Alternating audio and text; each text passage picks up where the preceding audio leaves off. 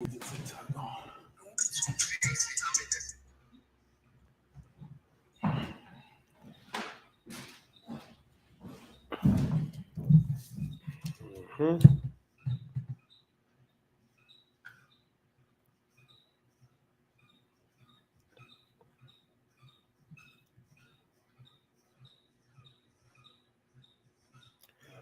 right, Most High Christ.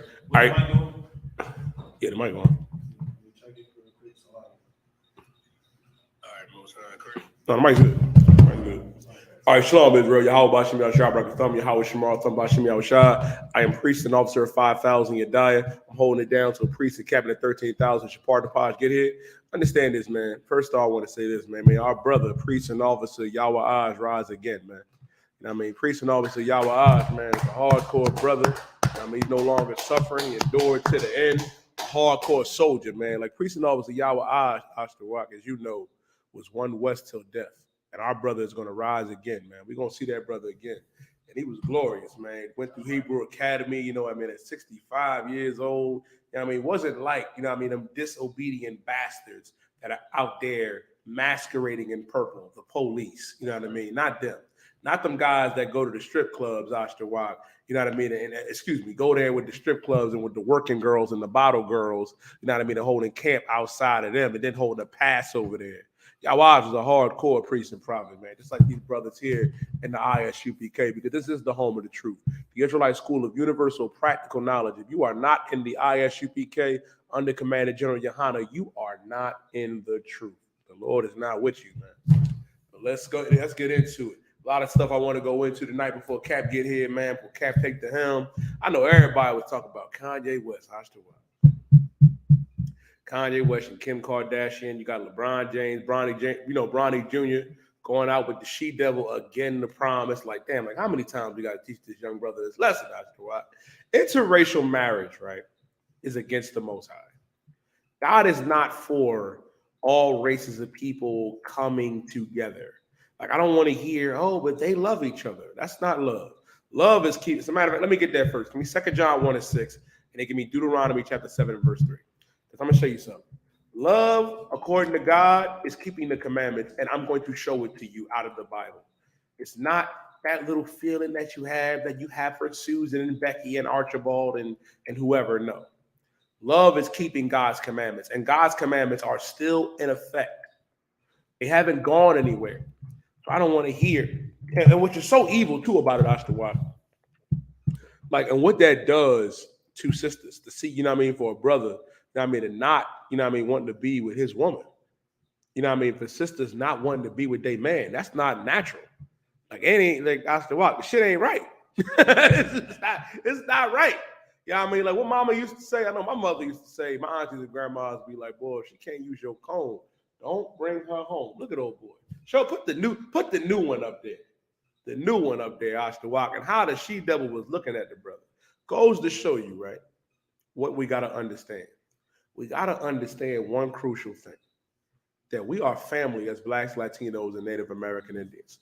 Nosotros somos familia una raza, meaning we are one people, one family. And it's an evil thing to pick a woman outside of your nation.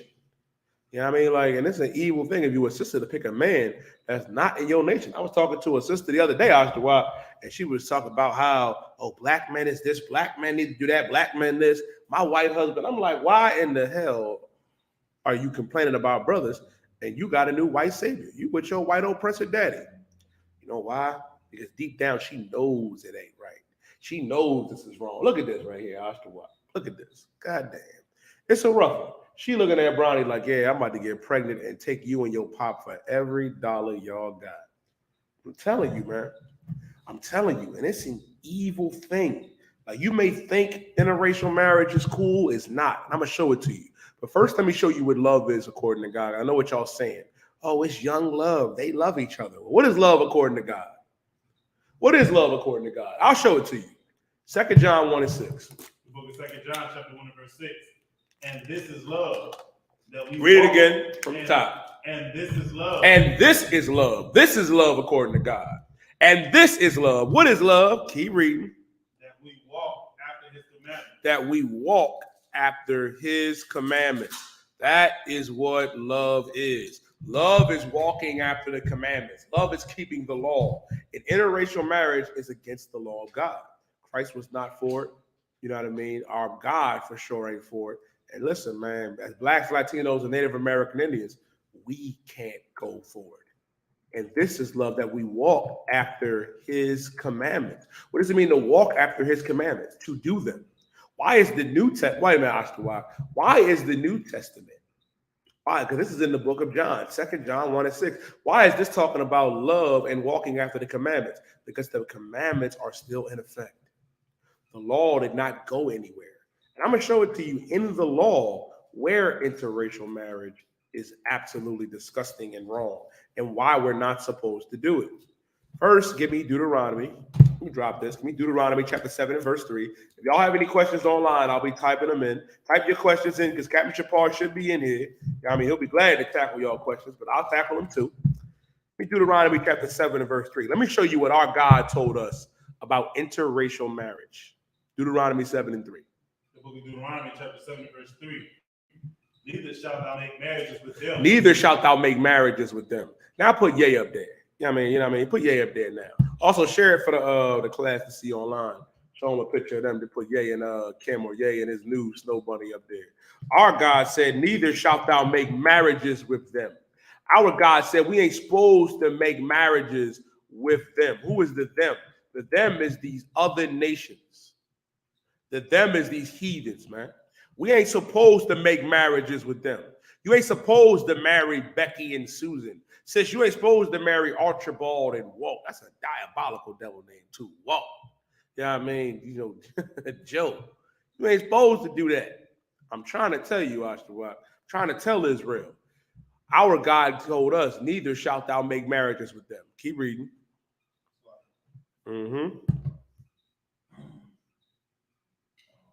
Thy daughter. Keep going. Neither shalt thou make marriages with them. It says, thy daughter thou shalt not give unto his son. Thy daughter thou shalt not give unto his son. We're not supposed to give our daughters to the heathen. So I'll give you a prime example of that. Look at Serena Williams. Wrong on so many levels. Going out there and getting with the oppressor. Like, goddamn, Ashtawa. Like, it ain't no good brothers. It ain't no good brothers out here. You know it's good brothers out here. But you want to go get with the oppressor. And then it's enough. And then what's so sad about it, you know what I mean? I've watched other sisters make excuses talking about, oh, black men didn't like her. She gave brothers a chance. No, she didn't. Because Ashtawa would have tore it up. Officer Morale would have tore it up. God damn, you ain't give brothers a chance. Better stop. That's why I like that sister Naomi Osaka. And before y'all start tripping, Naomi Osaka is a black woman. She's Haitian. Her mother is Japanese, but you are who your father is according to God. That's Numbers chapter 1 and verse 18. Naomi Osaka's father is Haitian. She would be of the tribe of Levi today. And she went out there and got her a brother. Let's give her a hand. Naomi Osaka a hand. You know what I mean? Yeah, she ain't in the truth, but she's a good sister, man. She ain't like Serena. And one thing I'll give Serena's dad, Richard, he said he ain't go to their wedding. And Serena said it. He said the oppressor is his enemy, and I'm his enemy. I said, that's a brother that know what he's talking about. I can respect a man like that. You ain't supposed to give your daughter to these heathens. You ain't supposed to do that. Like, what the hell do I look like giving my daughter to my enemy? Because they're our enemies. They're not our buddies. They're not our friends. And if you notice too, right? If you notice, and listen, I'm going to say this, Ashtawa. For a sister to get with an oppressor, she has to be down bad. Horrendously bad. Like, you really chasing a bag at this point. Got Lisa Ray out there, Eve chasing, you know what I mean, the Arabs and chasing. Good night. Them Arabs is doing sisters dirty and over there in Dubai, Ashtawa. They urinating on these sisters, man, and defecating on them for what? For a Gucci bag? You letting the Arab sheik, you letting the East Indian or Arab, you know what I mean, urinate on you and defecate on you for a Louis bag? If you truly lost your morality, sis, No. You need to get with a brother. You need to get with a black or Latino or First Nation man. Our God said, neither shalt thou make marriages with them. Thy daughter thou shalt not give unto his son. I mean, we're supposed to give our daughters, you know what I mean, the men that are not Israelites, that are not black, Latino, or First Nation. Keep reading. It says, nor his daughter shalt thou take unto thy son. Nor his daughter. Now for you brothers. Now, brother, I want y'all brothers to listen to this. Our God said, nor his daughter shalt thou take unto thy son. Look at old Kanye West. Look at Ye. Look at Ye. He just can't help himself. You know, I look at certain brothers after a while, and I be like, y'all just don't know, man. I just don't learn y'all lesson. Like Kanye, LeBron Jr., Tiger Woods, O.J. Simpson, the cutthroat baller himself, y'all just don't get it. You're not supposed to take Becky and Susan. Like, remember that brother in Florida, Isupk, that got hemmed up, that got stabbed by the oppressor's daughter? You know, because they got into an argument, like, and unalived him. Like, brother, you need to look at Emmett Till. And that she-devil lied. That's why I could never, listen, on top of what the scripture's saying, on top of what our king's saying, on top of what our God Yahweh said, you shouldn't want to get with them because of what happened to Emmett Till. What happens to our brothers for even allegedly whistling. And that she-devil said she lied and he didn't whistle at her. And he got unalived, man. I love Emmett Till too much to get with Susan or Becky, or whatever that other she-devil's name is, man. Or get with these heathen women. You better get with a black woman, black man, Latino man, First Nation man. Better get with a Latino woman or a First Nation woman. I pray you understand. Go ahead, Isupk. If I could, too. You know what I'm saying? And the other thing is, I feel like, I'm going to say this right. Please do. On some level, you understand, brothers might feel like dealing with sisters is rough, and this, that, and the third, and that might cause you to go get the oppressor's daughter thinking it's going to be better. And it's not going to be better, because the history what you bringing out. Exactly. But in Kanye West's particular case, we've seen the documentary. His mother was excellent and took care of him in such a way. I don't know how he didn't go try to find a woman, brother, of his own people that was as good to him as his mother. Like, he keeps trying to find the oppressor's daughter to marry. Like, he loved them people so. And then when you listen to his story in Chicago, it's like his family must have been around Black Panthers and involved in civil rights, and it's like. Right. You're forgetting about the struggle and you're going to go marry them because you love them more than you love them. And that's what you're saying, not to cut you off, is so heavy. Like, they had a good mom. Like, you would think having a good, sister in your life, to raise you up, you know what I mean? You would think you want to go get that. But he had that porn addiction after a while. Right. He had that addiction. He said him looking at Kim Kardashian's sex tape is what made him want to go get her. And want to go get with the oppressor's daughter because Becky and Susan is doing everything, bending over sideways and shoving everything and animals up in their rear ends. And you just looking at it like, oh, man, I got to get one of them. Stop being a lustful bastard, man. Stop being a lustful bastard. I remember one time, man, Barzal said the realest shit, man. No women look better than our women, man. Like, that black woman, special. That black woman from the West Indian Islands, from Haiti and over here in the Americas, that Latina woman from Puerto Rico, Cuba, Mexico, Argentina to Chile, that North American Indian and Seminole Indian sister, you can't beat that. You can't beat it. And we understand each other. We all went through the same struggle, the transatlantic slave trade. Like, we are the same people going up against the same oppressor, the same battles and hurdles that we face. Why would I want to? Here's the thing, too. What makes it so evil. You Kanye West, all the resources you got, all the funds and money you got, you go out there not wanting to build a sister up, you go build with the oppressor's daughter. Like, that's an evil thing. And it ain't just him. A lot of ball players do it too. Like Tim Duncan, I know Kobe had a Mexican wife, but he ended up stepping out on her for that little white girl. Like, you think you going out there and getting a prize by getting Becky and getting Susan, you know what I mean? And getting Sally Mae. You're not. You're downgrading yourself. You are actually becoming their pet. Right. You are. And it's the same thing for you sisters. You sisters that go out there and get with the oppressor himself. You're just becoming a full-out slave, man. A full-out slave to the oppressor. Like, why would I leave this same hell you know what I mean, to work hard, to get out the ghetto, and then go and not want to build with my sister. Not want to go build with that black woman, you know what I mean, that's been down with me, that's been with me, and not build her up and start a family. Like a lot of y'all simple Negroes, man, I'm going to say it because some of y'all on TikTok, some of y'all niggas think you could be pro-black and not have a black or Latino wife. Nigga, you are crazy.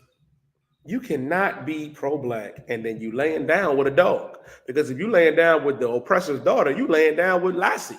You are. You think, oh, I seen this video out the walk, these brothers saw these Arabic women and then saw, you know what I mean, the Filipino women. They was like, oh, I'm about to go over there and try to get them. I'm going to become a passport bro. Passport bros are weak. You already weak nigga. I'm going to keep it a bean. You just don't get no bitches. Like, that's really what it is. It's a lock. I hate to say it like that. You know what I mean? You don't, and it's such an evil thing to go out there to get an expedited passport, to go to Thailand, to go to the Philippines. Even you brothers that do go to where Israelite women are in Puerto Rico and Cuba, and you go into the DR, you go to Mexico. You don't look at them sisters like they're sisters. You look at them like they're ladies of the evening. You look at them like, you know what I mean, like how you look at other whores. And our daughters can't be whores. That's right. Our daughter, if you're a black, Latino, First Nation woman, being a whore is beneath you. Having an OnlyFans is beneath you. Being, you know what I mean, promiscuous is beneath you. And brothers, we got to do better. And sisters, you got to do better too. But it starts with us. Once we stop liking that, guess what, I.S.U.P.K? Because we doing it here in I.S.U.P.K, rebuilding black families. Commander GEN.YAHANNA, I mean, we doing it every day. And here's the thing, and in these scriptures it's telling us, nor his daughter shalt thou take unto thy son. We ain't supposed to take their daughters unto us. Like, what am I going to talk about with the oppressor's daughter? Like what? What are we going to talk about, I.S.U.P.K? We ain't got nothing in common. We have nothing in common. I saw a brother today, I.S.U.P.K, and I was just, the disgust on my face. He just out there keying. You know what I mean? He just out there keying with Olga. You know what I mean? Keying with Harley. And I'm just like, brother, you down bad. You down bad. Like, is that the best you can do? And even to your point, I.S.U.P.K, and you can make me big again on the journal. To you brothers, and I want to talk to the brothers for a second too, because I would be amiss not to bring up Serena Williams. If there's any of you brothers that's saying, no, these sisters, man, they've been too Americanized. I can't get with them. They too rough. I gotta go get me a traditional woman. Nigga, you weak. A lot of you brothers, man. I heard one brother. I heard one brother I.S.U.P.K say, I could not believe it. He was like, black women never liked me. Nigga, that's a lie. Stop capping. It's like brothers gotta stop capping.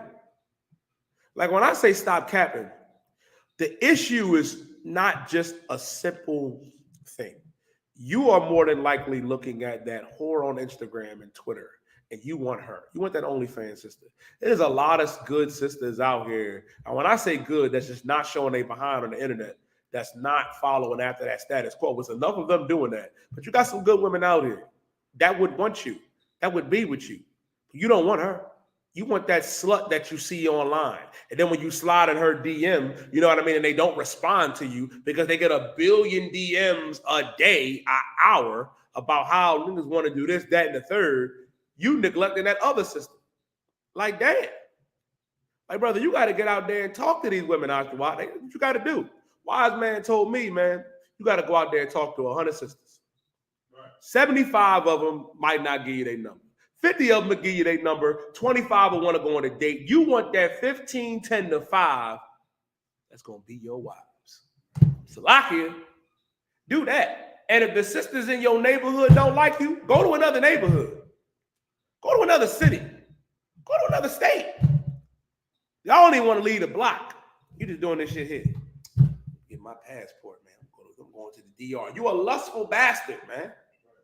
You a lustful bastard. I'm going to get me a white girl. I'm going to get me a snow bunny. She going to do this. Nigga, you going to end up just like Emmett Till. Don't be weak. Passport bros are weak. You got to be a strong brother, man. Our sisters, you know what I mean, are strong, man. They lionesses. You got to put game in to get them. You got to have game, and a lot of times, Dr. Walk, they don't be having no game. You just got to get put on. What was you gonna say, Ash? Go ahead. You bring out the heaviest two parts because a lot of these brothers forget you Americanized too. You understand what I'm saying? You too busy Americanized too. So they is Americanized. So the sister might be looking at you like you going after something that I don't really mess with like that. You might be too much leaning on to the other side. Can I say it cool? Can I say you a little bit too like you believe? You coolery. You believe in Christianity. Like Christianity is like the one of the gateways to homosexuality out there. So I get to the LGBT lifestyle.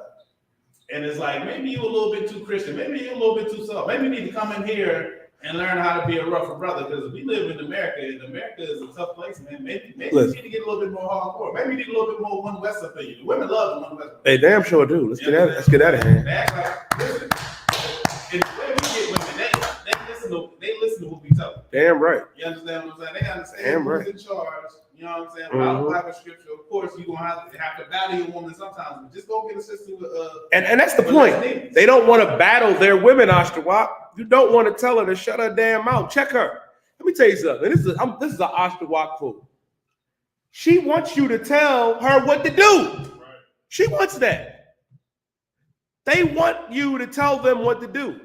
If you're a brother that she's telling what to do, that she's dictating the terms, she's not gonna respect you. I had a sister tell me after walk the other day that she was dating a brother and some brother tried to break in her crib. And she had to get in front of the door to barricade it. He's sitting there looking like, you all right? And she like, yo, give me a knife. And he just sitting there, gave it to her and hid behind her. I said, God damn, that's a lot of you brothers. You can't be soft, Doc. You cannot be a soft brother. No sister wants a soft man. Because the problem is, and there's another thing too. They tell us over here, oh, you can show your feminine side. You know, communicate a little bit more. You can tell me, the problem is I might have figured it out. You pillow talking with them. Don't do that. Don't do that. The scriptures say not to give your strength onto a woman. You ain't got to tell her, invent and go about your day and cry and do that shit. No, you ain't got to do that, brother. You got brothers to talk to if you're going through something. If you feel as though you're going through something, brother, don't vent to her. Call me. Call I.S.U.P.K. Call the UPK, and we're gonna get you right. The last thing you need to do is vent to her about what's going on with you emotionally, and then you're gonna be surprised when they get weaponized and thrown in your face. Come on, TikTok. How many times have you been talking in your rib? You tell her something and then you get real vulnerable with her, and then you sitting there laying across her chest, and you thinking, "Oh man, I got a darling, understanding woman," and she in her head like this bitch ass, soft ass nigga. She doesn't want to see you as weak, and you can't let her see you weak. You can't, because the moment she see that weakness, it's over. It's a wrap. Don't be weak, brother. That's why I say if you get weak like that, you'll go out there and get an oppressor's daughter. You go out there and get a heathen woman. You'll go get an expedited passport and then get excited. Like, goddamn, brother, I'm good. I'm too wild. That's why our God told us, man, had the wherewithal to let us know. It says, and neither shalt thou make marriages with them. Thy daughter thou shalt not give unto his son, nor his daughter thou shalt thou take unto thy son. We ain't supposed to do that. Go ahead, Ash. You had your hand up. I had a precept, man. I had to say something. Please do. Go ahead. Ecclesiastes chapter 2, verse 22. A woman, if she maintain her husband, is full of anger and impudence and much reproach. Mm-hmm. So if I could, that maintain is I believe, if I'm correct, I believe it's when they have to deal with, you being emotional. And I literally just had to tell a brother this. He was like, yeah, man, she don't always want to hear about my problems, this, that, and the third. I said, listen, do not do that. I said, you still got your dad in your life? I said, call your dad. Call a man. Call another brother. A lot of times. Yeah, call me. You call me. Just a lot of times you need to get it off your mind. I was like, do not tell her. I'm like, you know why? Because she's looking at you for guidance. So she already got whatever's going on in her head that's bothering her, or things she got to deal with, or she's trying to maintain like a level of happiness, because women got to deal with the hormones. And if you keep bringing her your problems and what you go to, is gonna bring her energy down. and then she's gonna feel like she always has to deal with you crying all the damn time. Yeah. Go to your father. Go Exactly. talk to another man. Talk to the brothers about it. Don't put that on your woman. When you come to her, I had to tell my own rapist. I said, listen, I'm not gonna tell you everything. Exactly. Because then it's gonna bring your energy down. And that's not good for us. You listen, let me worry about what I got people to talk to. It's okay. Exactly. I'll tell you how I'm feeling, but don't worry about it. You just worry about what you. I maintain your feelings. Right. I got you. I make sure you straight. Right. I counsel you. You don't counsel me. Right. She's not your counselor. That's another thing too, man. What I.S.U.P.K is saying is so heavy. She's not your counselor. You can't go to her with your problems and say, babe, this happened and that. She's gonna look at you like you weak and soft, doc. Like, think about it like this. I'm about to cut all y'all brothers and convict you to your spirits. Y'all don't be wanting to hear that shit when she come home from work. Why do you think she's gonna want to hear from you and you weigh a whole 100 more pounds than her, facial hair, testosterone, and masculine? Like, bro, you might as well just when you hear a noise at night, have her go to the door. Right. Have her go defend the crib. Let her be the head of the household. No, brother, you the head of that household. I had another precept too. Go ahead, Ash. You want to roll, and Mariah Allah, I hear you, Ash. Shalom, my Lord of Christ. Yeah, man, listen. They be coming at me too. I done had some nice old heads, you know what I mean, shoot their shot with me. I be like, ma'am, then you go to, I ain't even go there. Just lock it. But that's how it be. They don't want a soft man. And then when you being soft, you start looking at the heathen women. And then you wrap all around their finger. You wrap all around their finger. You they pet. Like, brother, you cannot be weak. You can't. You can't. Like, it's a precept in Ezra, man, where it says many men have gone out of their wits for women. Like, many men have gone out of their wits and sinned for women. Like, you'd be surprised. Like, that box will tear you up, brother. That's right. Don't call a brother, please. Calling, seek counsel. Yeah, I mean, you do not want to be put in a rough situation, and especially going to a heathen woman. You ain't supposed to be doing that at all. That's an evil thing. Like, Kim Kardashian had the nerve to say, my kids are going to be more traumatized by Kanye's actions than me and my sex tape. I was like, bitch, Salaki for the profanity TikTok. Y'all know that's crazy, right? First of all, I.S.U.P.K, I'm pretty sure I speak for every brother, everybody that went to school with us. If we didn't have to know your mama and talked about her, that pinched the nerve. Right. Your video is on tape. They're gonna be watching the shit. Right. They're gonna be at the lunch table talking about, yo, Lil Yeezy, talking to Ye's daughters. This your mama? Getting her back blown out, sucking rod. God damn, that's a rough joint. I saw a video, man. I seen this young boy, man. It broke my heart. And it's rare to hit me in my chest.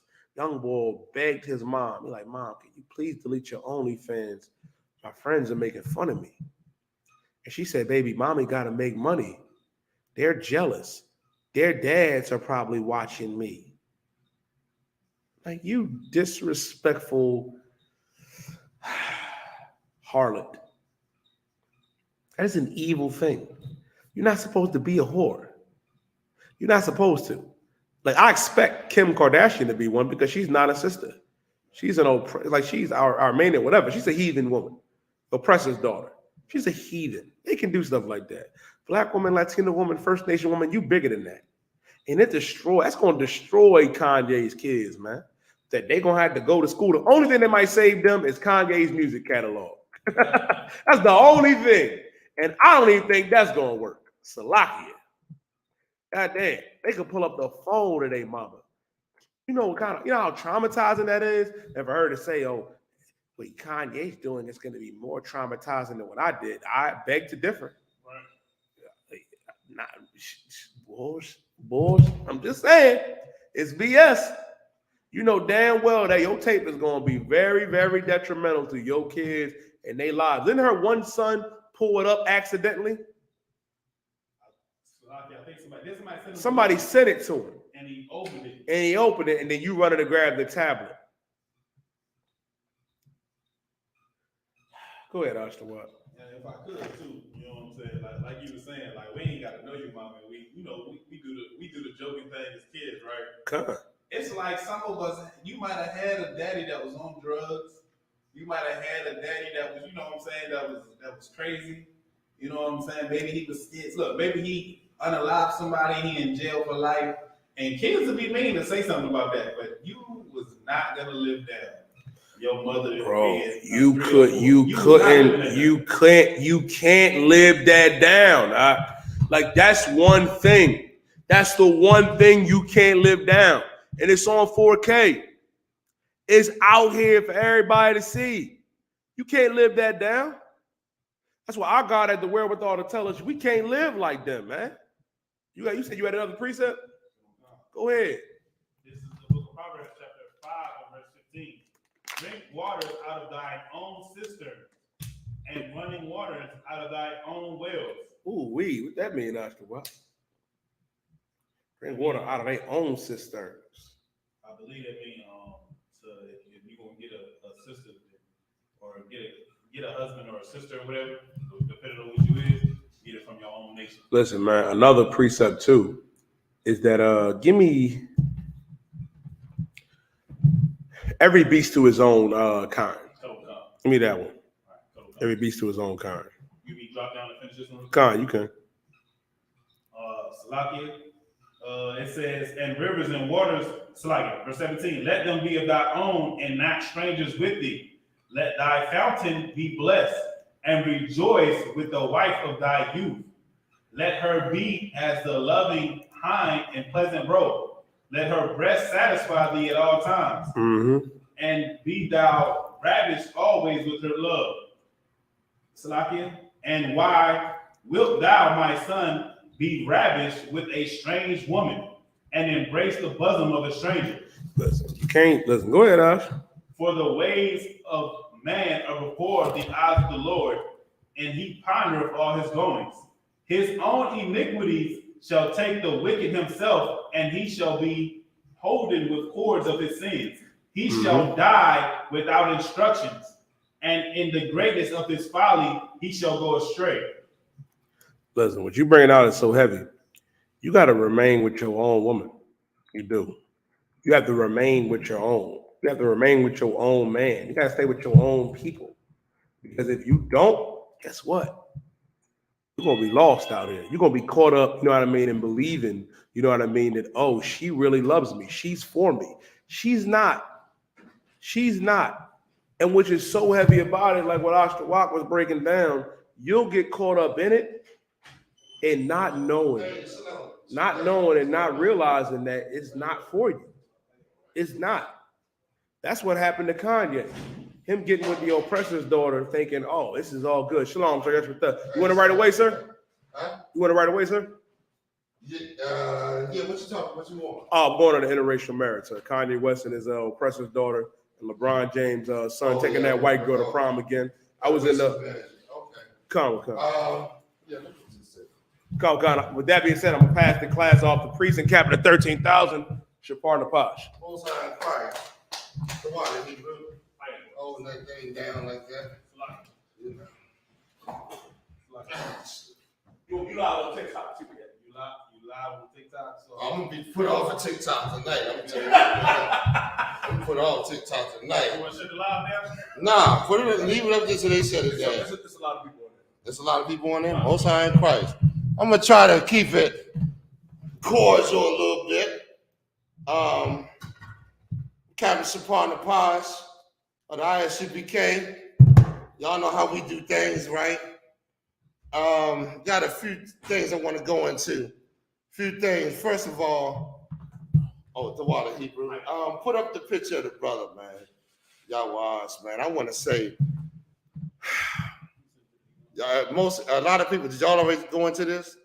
Oh, we spoke on it. Spoke on it. Okay. Most times I'm gonna go into a little bit more.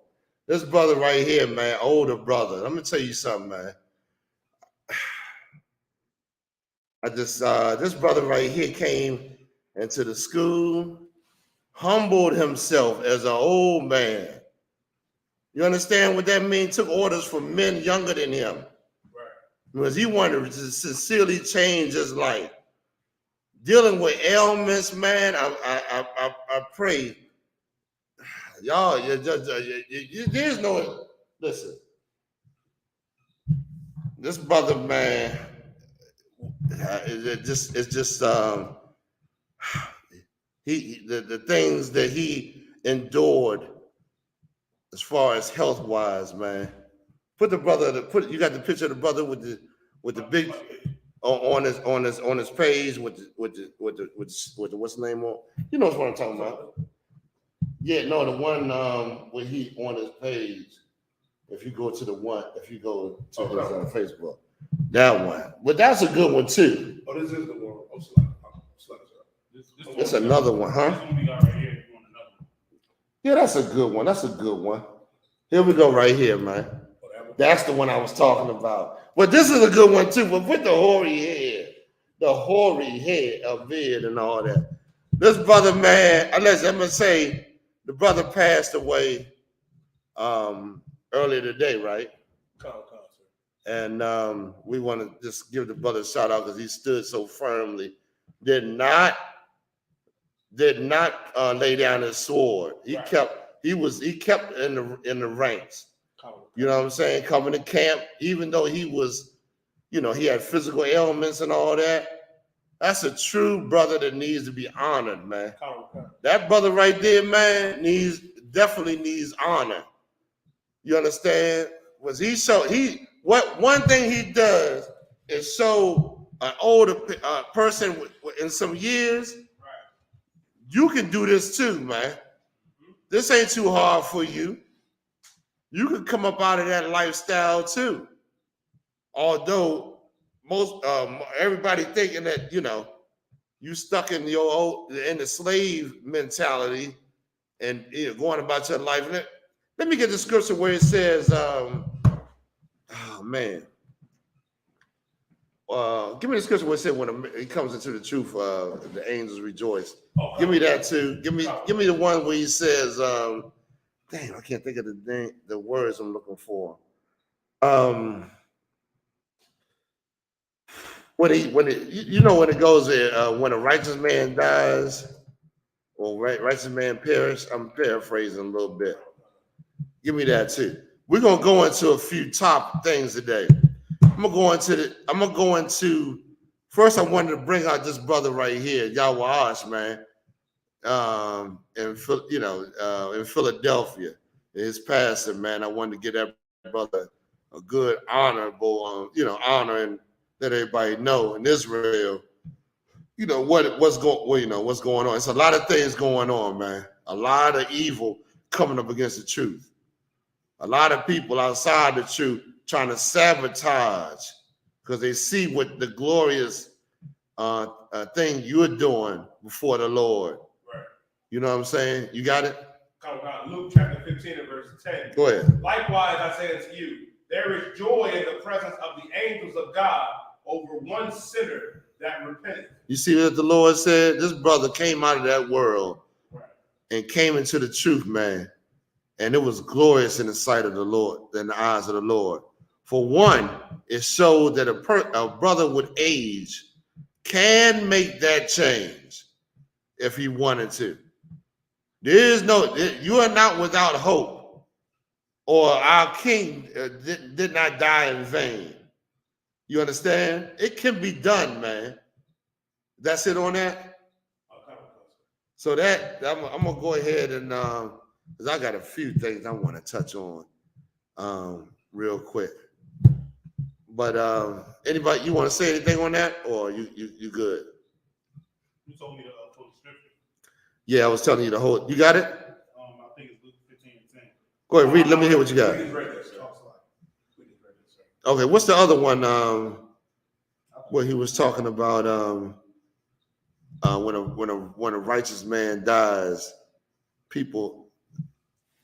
I have to find it. It could be. For right now, we're gonna drop that. Okay, we're gonna drop that. All right. So, what else is on the agenda? The purple nuns, the purple cats. out in Kansas City. I know the generals talked about it. They gave their he talked about it and slammed them good Monday. And everybody in the camps is talking about it. I definitely want to talk about it. And I call them the purple nuns because in that religion that the nuns are in, they believe in not having a man. They believe in not being married, right? And these purple cats believe in you can only have one woman. You can have no woman or one woman. So to me, they like the purple nuns. They wear that purple just like that nun. Them nuns wear their outfit, and they're joined under Christianity, man.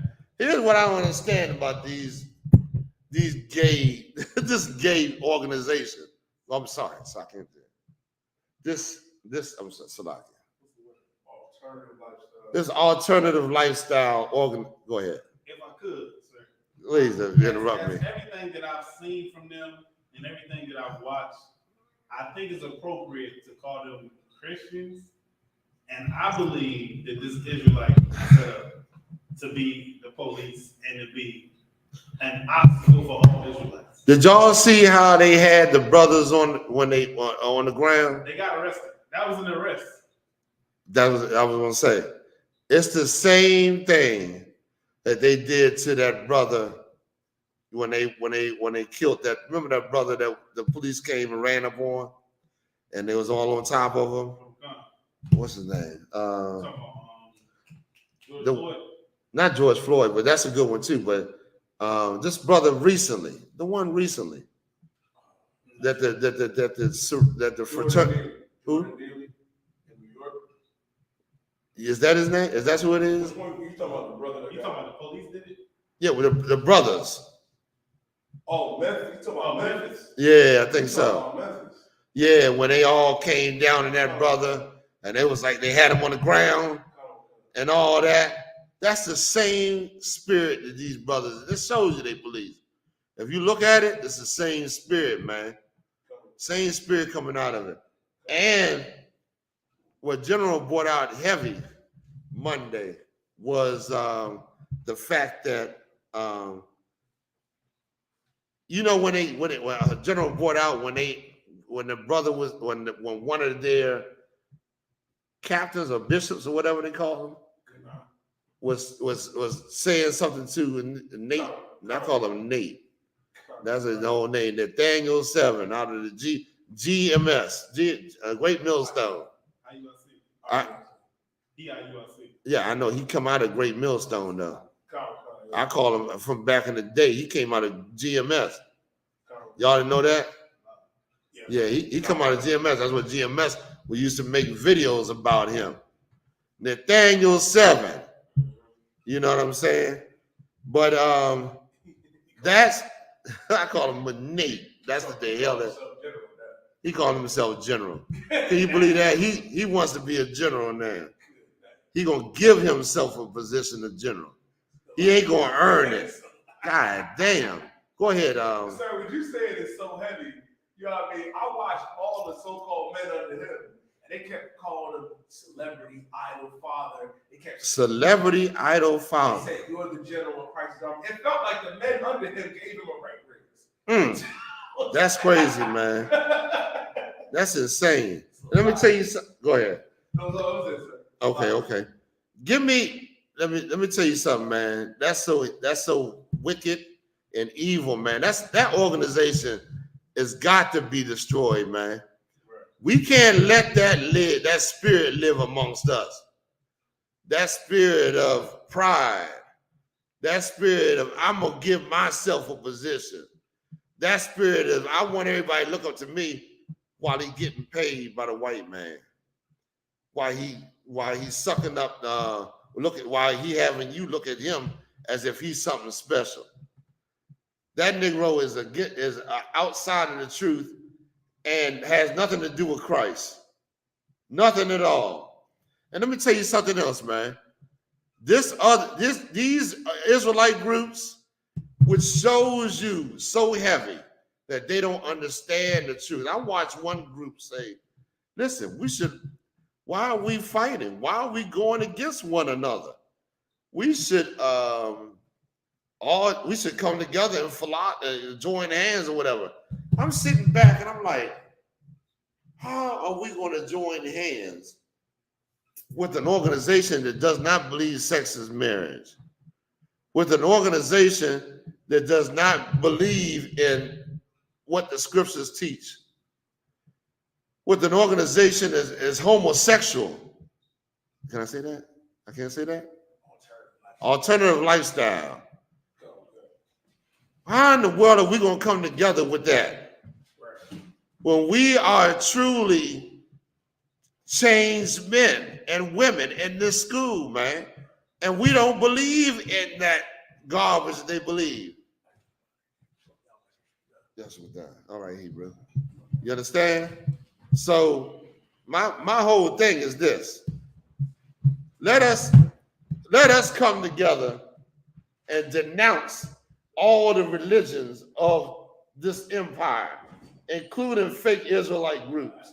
We are not coming together with you. We don't want to join you because you don't want to do what Christ said, man. You don't want to follow the right way. That's your problem. You understand? You got the scripture? Give me oh man. That's okay. Go ahead. Now, if I could, I wanted to bring this out too. The thing that people don't understand is they don't understand the scriptures. They see the surface level of everything and think that that's what it is. And if I could, what you mean they see the surface level? Like they think Israelites are Israelites because they on the outside looking in. Right. But they don't understand. It was men that wasn't with Christ teaching that you should not have followed. You should have followed Christ. Right. You understand what I'm saying? So what I'm saying is there's a part in the Bible that's so perfect that Christ broke this down, and I know that most people do not know what the hell Christ is talking about. Is with the steward when he told the people to pay less. I don't want to take over your class, but if we that's a good scripture. You want to go to it? Let's get it. Let's get that, and I want to get to the one where Christ where Peter. Remember when Christ was laying down at the Last Supper that he was going to die? He was going to die. Let me see if I can put it up. Man, Salaki, y'all. This coming from one of General Haas's functions, man. He had over his crib, and I am not. I'm coming in here on the humble. Give me the one where it said, oh man.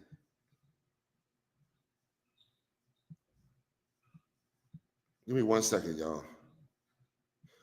Let's go to, let's go to this one. Let's go to, I got a good one for y'all, if y'all bear with me. The Lord said you're supposed to train up brothers and sisters in the way they're supposed to go. You ain't supposed to let every philosophy come in. That's sacrilege, man. You think because we all the same. What Christ said, I pray for them. I pray not for the world. Did he not say that? Why did he say that? Because everybody wasn't following the way they're supposed to, the Lord's, that was it not in the truth. Obeying the Lord. If they was obeying the Lord, then they would have been there following Christ. Even though you had other groups at that time. Let me get this real script. I'm going to show you about arrogance, man. We're going to go into arrogance a little bit. How you are arrogant and proud and how that is against the Lord. Get me where Peter said, you remember when Peter said he'll never desert Christ? Remember when Christ was sitting there and he was explaining, let me find this. When he say he was going to betray Christ and he said he's going to do it. No, he said they all going to scatter. He said they're going to cut off their head and they all going to scatter. And Peter said, I'm not going to never desert you, Christ. Even though Peter believed he being sincere, we don't understand that scripture, that how Peter was being haughty in spirit, man. I'm going to go into it and show it to you. So, is it Matthew 26 and 35? It might be, let me hear it. So 30. Matthew 26, start at 30. 30? Oh, 30. Uh-huh. Matthew 26:30. And when they had sung in hymn, they went out into the Mount of Olives. So now, they going out to the Mount of Olives in one spirit. Christ is trying to keep the brothers together, keep the spirit alive, and teach them so that they'll be able to go out and teach other brothers and sisters. You understand? So let's read on. Come on, Steve, you got me? Come. It said, then saith Jesus unto them, all ye shall not be offended because of me this night, for it is written, I will smite. He said, all ye shall not? It said, all ye shall be offended because of me this night. All ye shall be offended. Read it nice and clear. All ye shall be offended because of me this night. All of you going to be offended because of me this night. This night here, what is Christ talking about? Christ is prophesying his death, man. This is heavy to read this, man. He said, you're going to be offended because of me this night. Read it. Why are they going to be offended? Because of him. Read. It says, for it is written, I will smite the shepherd, and the sheep of the flock shall be scattered abroad. So wait a minute. Where is that? It's written. Christ said it's written. So it's in the Bible. And the prophets prophesied about this. Read it one more time.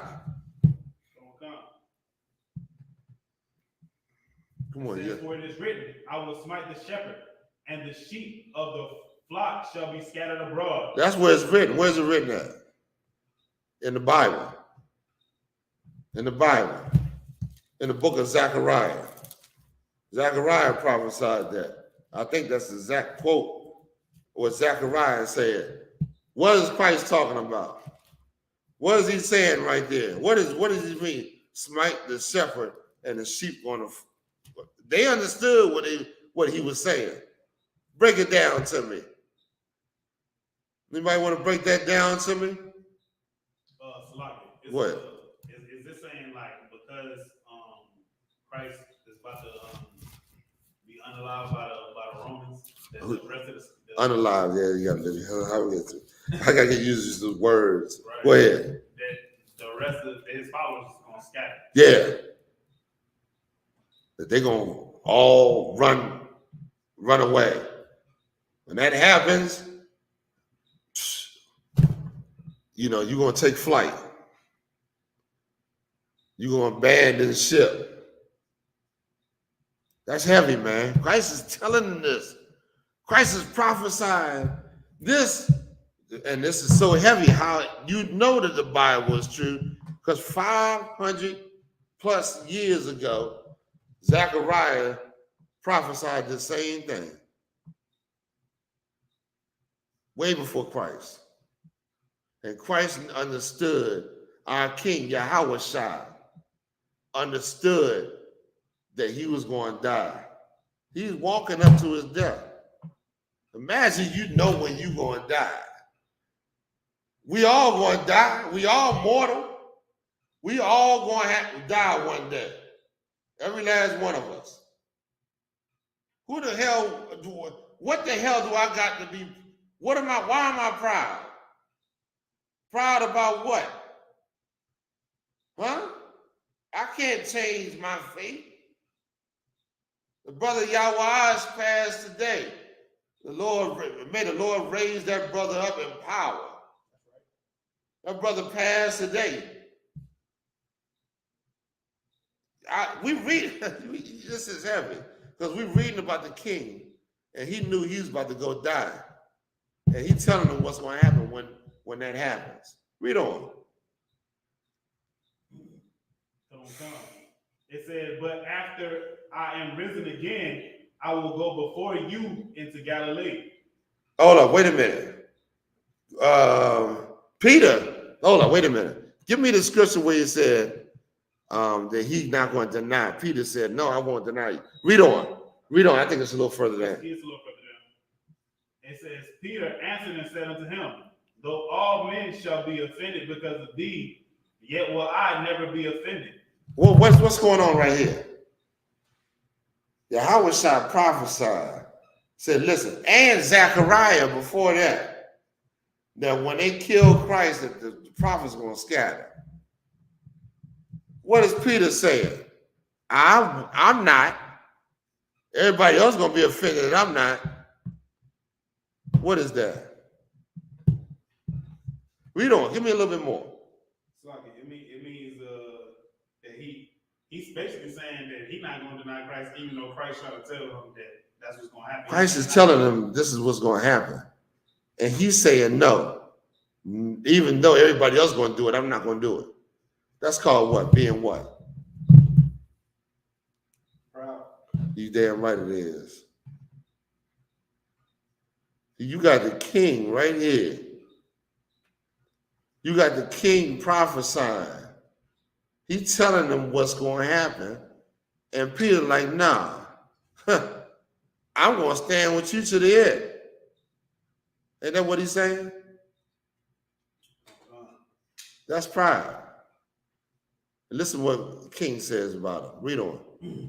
Jesus said unto him, verily I say unto thee, that this night before the cock crow, thou shalt deny me thrice. Peter said unto him. Hold up, wait a minute. What is Christ saying? Remember, the prophecy was you smite the head and the body gonna flee, and everybody gonna run to their own and gonna leave you the truth. What did Christ, and Peter said, nah, I ain't going nowhere. And what did Christ say? You going to deny? What does that mean? What does that mean?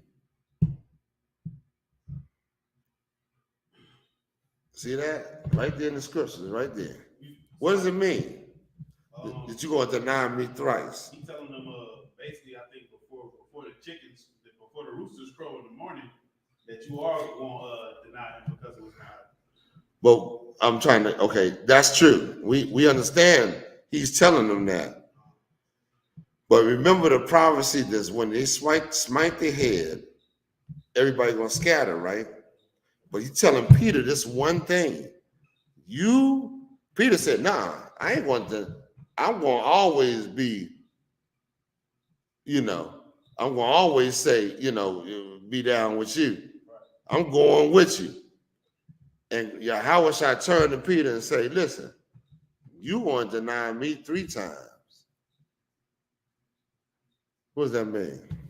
It's like, That's something heavy. Go ahead. He kind of like checking him in the spirit and like he prophesying again, basically, breaking him down like, nah, this is really what it is. That's true. But you ain't giving me what Yahweh Shai is saying to him. Remember, everybody else is going to scatter. But what is Peter going to do?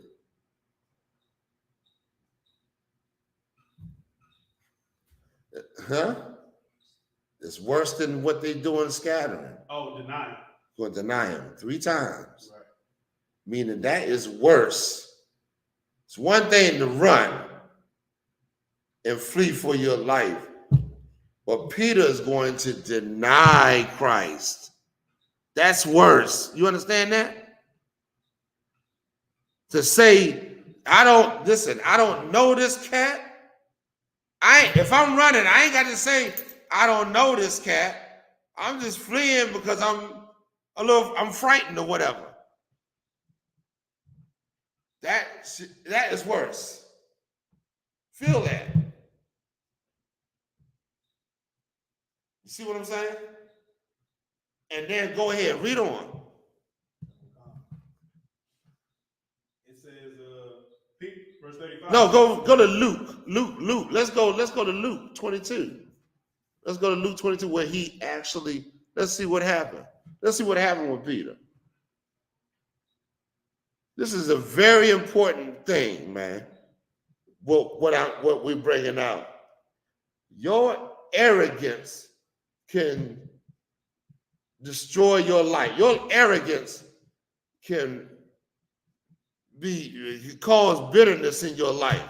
It's dangerous to you, man. It's something that, oh man, it is the absolute opposite of being humble. You see what I'm saying right here? Peter, instead of being in this type of spirit, he should have humbled himself, man. We know about Peter doing, Peter was the type of cat that would say things back, he was the one on a horse that cut off that soldier's ear. He also was the one during the time of the transfiguration that said, Lord, this is great. Let us build houses for Moses, Elijah, and you. And then the voice from heaven had to check him and say, this is my beloved son. Remember that? Here's another instance right here. Peter was he was not understanding or getting it. Go ahead, you got it? I'm trying to find the exact verse. It's down here. It's Luke, what, Luke 22? Luke. It's like 50. It's in the 50s. It's like 22 and... Where Christ prophesied what was going to happen, Peter said, no, in that type of spirit, and we're going to find out what happened. I think I can start at verse 54. Go ahead. Luke 22 and 54. It says, then took they him and led him and brought him into the high priest's house. And Peter followed afar off. Peter, he was way off, but he wanted to see what was going to happen. He wanted to be a witness, but he didn't want nobody to know. He didn't want to be up close. Read on. And when they had kindled a fire in the midst of the hall and were set down together, Peter sat down among them. So it's like a big courthouse or whatever that they brought our king into. And when the people were gathered together to this event or what was going on, he was amongst them, but standing to the side. Read on. It says, but a certain maid beheld him as he sat by the fire and earnestly looked upon him. Well, a certain maid, meaning a young woman. Go ahead. And said, this man was also with him. And he denied him, saying, woman, I know him not. He said, I don't know him.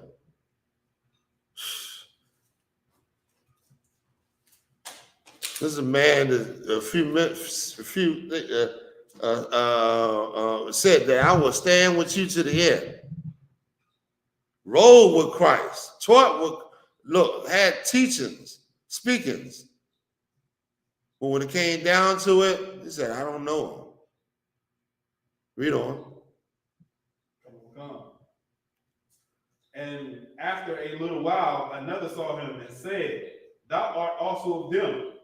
And Peter said, you're a part of that group. You're a part of that group to go out and teach.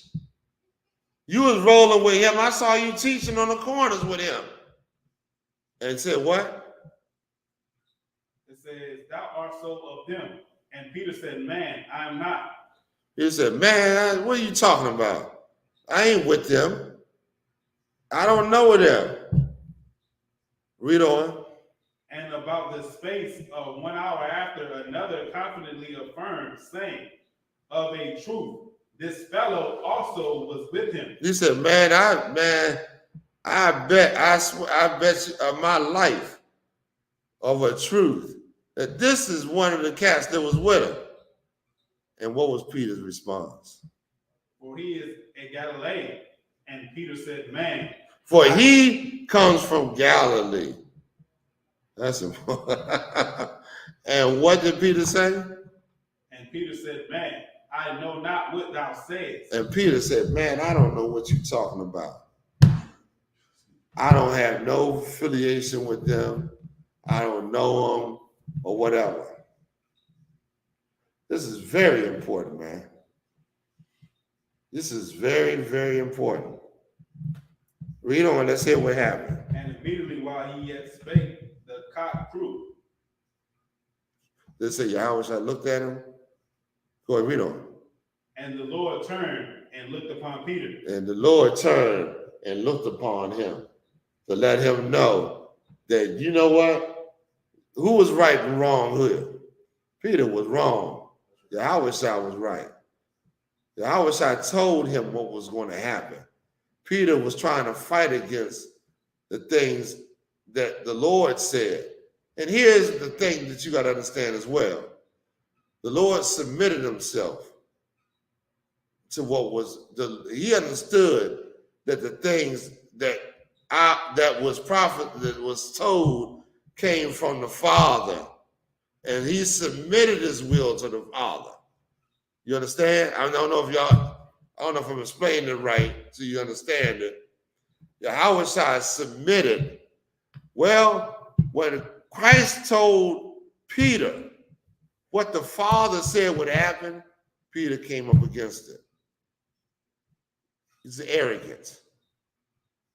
That's pride.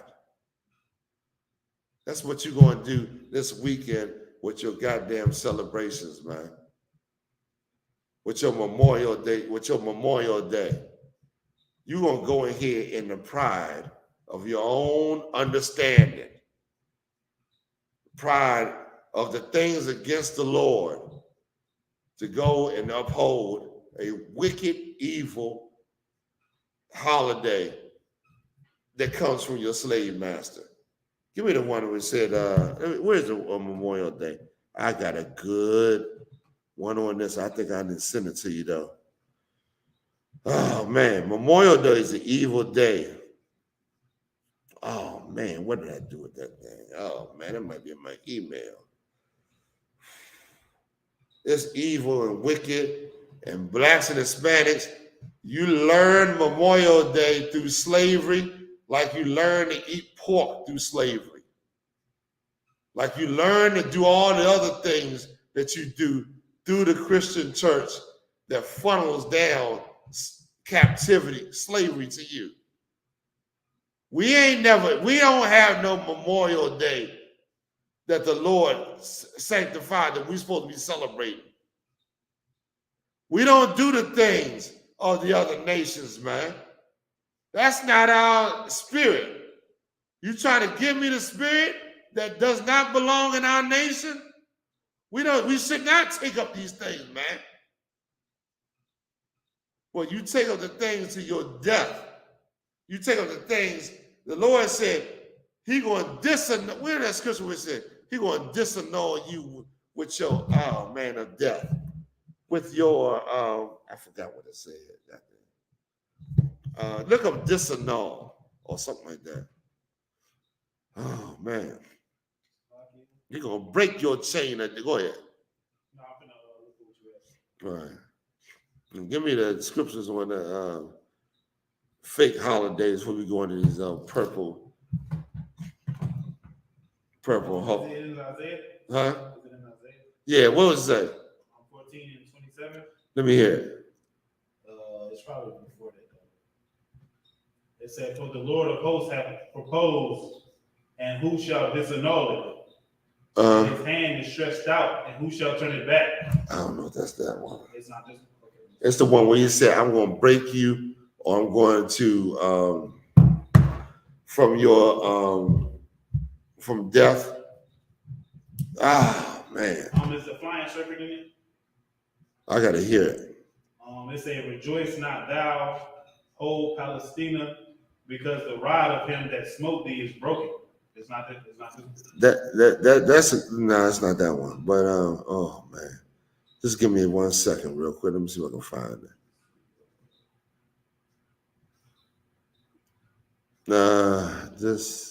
It's in Hebrews. I gotta hear what it says. For there is verily a disannulling of the commandment. No, where he said, I'm gonna break you from your just forget it. We have to go on. Wait, because you on a pathway to death, pretty much. What the Lord said, I'm gonna break that path of death that you are on, and I'm going to bring you into a pathway where you will live. Meaning you gonna live, but it ain't gonna be because of your doing. The Lord gonna have mercy and take you out of that mindset. What does it say? Isaiah 28:18, and your covenant with death. Yes, that's it. Good night. I'm glad you found that scripture. I'll go a little crazy on that one. I can't remember the word, but I remember the scriptures. You gave me enough. Okay, go ahead, read it from the top. Isaiah 28:18. That's allowed. And your covenant with death. You made a covenant with death. Right now, your covenant with death is with the Christian church and your belief in what the world is pushing. Read on. And your agreement with hell shall not stand. And your agreement with hell. I see they honoring SWV, the SWV. Remember that sisters group? Sisters with Voices, SWV, gave them their own street today. Why do they do that? They want to make your woman proud. Why? Why are they puffing your woman up? Giving her all these talk shows. I flick on the TV, there's about 3 or 4 talk shows with black women. Why are they doing that? To puff them up, to keep black men in hell. That's your hell right there. And you know what? Not understanding the truth of how we're supposed to operate as women and men, how a woman is supposed to be a humble and a man is supposed to be over the family.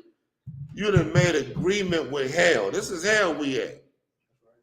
And your agreement you have made with this place. You know how much hoeing gonna be done this weekend for Memorial Day? Because people want to have a good time and celebrate this wicked holiday. You know how many families that have died? Families are gonna try to celebrate this wicked holiday, man. People are going to die over this weekend because you didn't made an agreement with hell, man. You didn't said, okay, because I think I'm going to get something from this place that you're in. Or I think because if I side with them, that they're going to, treat me with dignity or favor. That you take up their religions and their way of life as if it's yours. Brother, go ahead, Pastor Watt. You had a question? No, I was going to say, and what's heavy about it is a lot of people, try to talk down on us, but if you actually understood the scriptures and you look at the state that our people is in and the things we do, like what you bringing out right now, that's the proof that we the Israelites. All that confusion, right. All that, like you said, like us being joined on to death, making a covenant with death, that's the reason why, is because we are God's children. He's talking to us. He's not talking to nobody else. That's right. That's why you can look at the so-called Arabs, even though they into a false religion, you can look at what they're doing and be like, okay, we can uphold this. You can look at Christianity, even though Christianity is a false religion, we can uphold this. You can look at the Chinese and all the other nations and be like, we can uphold this. They live because of our death.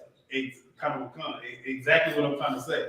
Because y'all are doing so well and we're so messed up, what you failing to realize is that's the proof that we are who we say we are. That's right. Because that is what was written in the Bible. Just like we just read what Christ said it was written. You're going to deny Christ 3 times. It's also written that in the land where it said you were not my people, it's going to say that there you were the children of the living God. That's right. I just wanted to bring it out real quick. Because what you bringing out is heavy. They don't understand that. Listen, I'm going to tell you something, man. Oh, my goodness. I said there's going to be a lot of horn. Listen, I'm going to tell black men this, and they can go whatever they want to go with it. Our woman that made a covenant with the white man. Point blank, plain and simple. Listen, a lot of black men feed into this whore mentality that's being pushed on our women. You know, they got them walking around. I mean, you a man, but you got to understand where it's coming from. Who's pushing it? Why they think the way they do? Why would she rather be a whore for the white man than a wife to the black man? What's the disadvantages of her doing these things, and what's the advantages of her being a wife? I mean, being a whore. Who's training your woman up? Like, people don't even stop to think why the society is built the way it is, man. There's a spirit going out, man. There's a spirit going out right now that's teaching black women that, okay, she sees the advantage she can get in the society. She sees it. You being denied, black man. You denied jobs. You denied property. You denied a future in this place. She sees that. Who do you think? Who do you think she gonna side with? Now I want you to answer that. She gonna side with who? The man that got the money, or the man that's being ousted by this society, this world? Of course, man. Come on, man. Come on. That's why you having problems with her. You ain't figured that out. It's spiritual, man.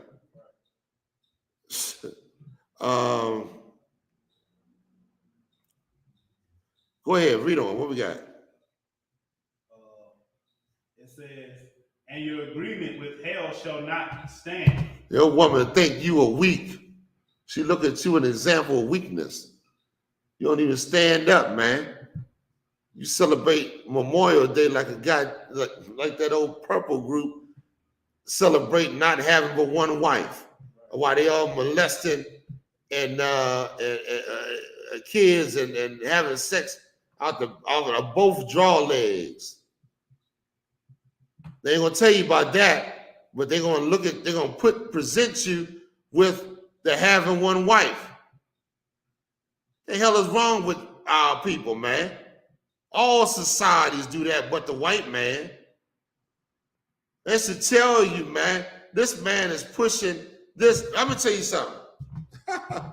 They honor that goddamn Jerry Springer. Jerry. When that white Jew was sitting up here breaking up black families, was he not? Is he the one to break up the families? Have women coming out there fighting and stuff and pushing it all, the destruction of our hatred of our people? Jerry, go ahead and watch it. I can't wait till we get to this white Haman. I was reading the book of Esther. And I'm looking at how Mordecai and Esther came up in that society and had prominence. And it's linking all up. Listen, it's so powerful because their influence is what is linking to the decisions that the kings have made, like Darius and all. I love them. I can go into that but what Mordecai said, what he said when he told Esther, think that thou shalt not escape. Find me that. Because before he said that, Mordecai said some heavy stuff, man. He said, this man was real down with his people, man. What did he say? He said, what was it he said? He said, don't you think the Lord, what make you think the Lord didn't put you in this position? Now, he petitioned Esther to go ahead and confront the king because this white Haman wanted to kill our people that's living in that empire, and he had favor because of I gotta read back the story, but you know what I'm talking about. Find the scripture where Esther said, where Mordecai said, well, why don't you? What make you think the Lord didn't put you in this position for this? Ooh, Mordecai laid it on her. He said, I gotta figure out, I gotta let you hear what he said. Let's find that for me.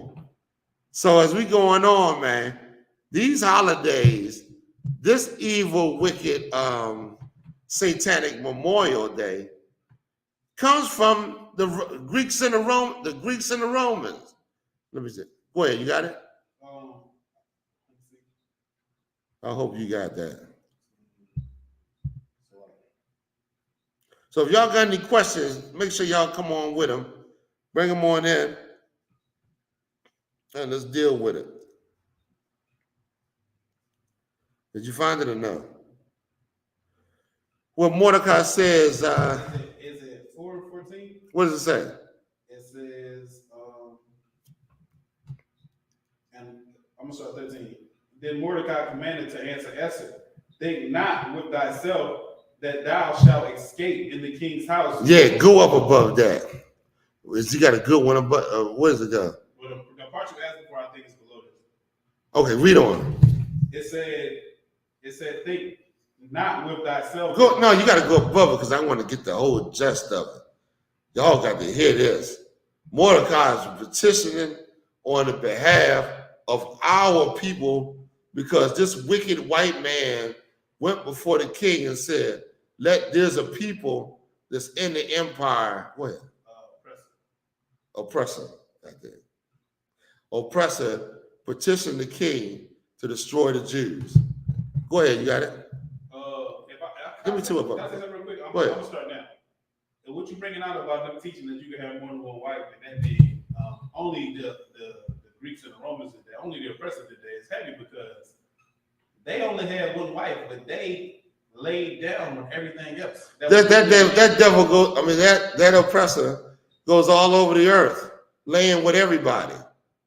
So why he teaching more than one wife here? So he teaching one wife here, and you following his example. You're not following the Lord's example. Right. But and the Christian church teaches you can only have one wife. Why they molesting, having sex with everything? All the preachers having sex with extramarital affairs, but they want you to believe in the philosophy of having one. Come on, man, I ain't got time for this. Do what the hell you want to do. If you want to have one wife, have one wife, man. You want to have more than one wife. Don't tell nobody that this is the way God wants this to be, because God never said that you should only have one wife. God never said that Mary never had sex. What else they teach? God never said that. God said that sex was marriage. Sex is marriage. What else they teach over there? All kinds of stuff. Go ahead. you talking about in the purple group? In the purple group and all these fake Israelite groups. They teach a whole bunch of different things, man, that's against the scriptures, man, we got to come up against. Go ahead, you got it? Read the scripture. I'm going to start at...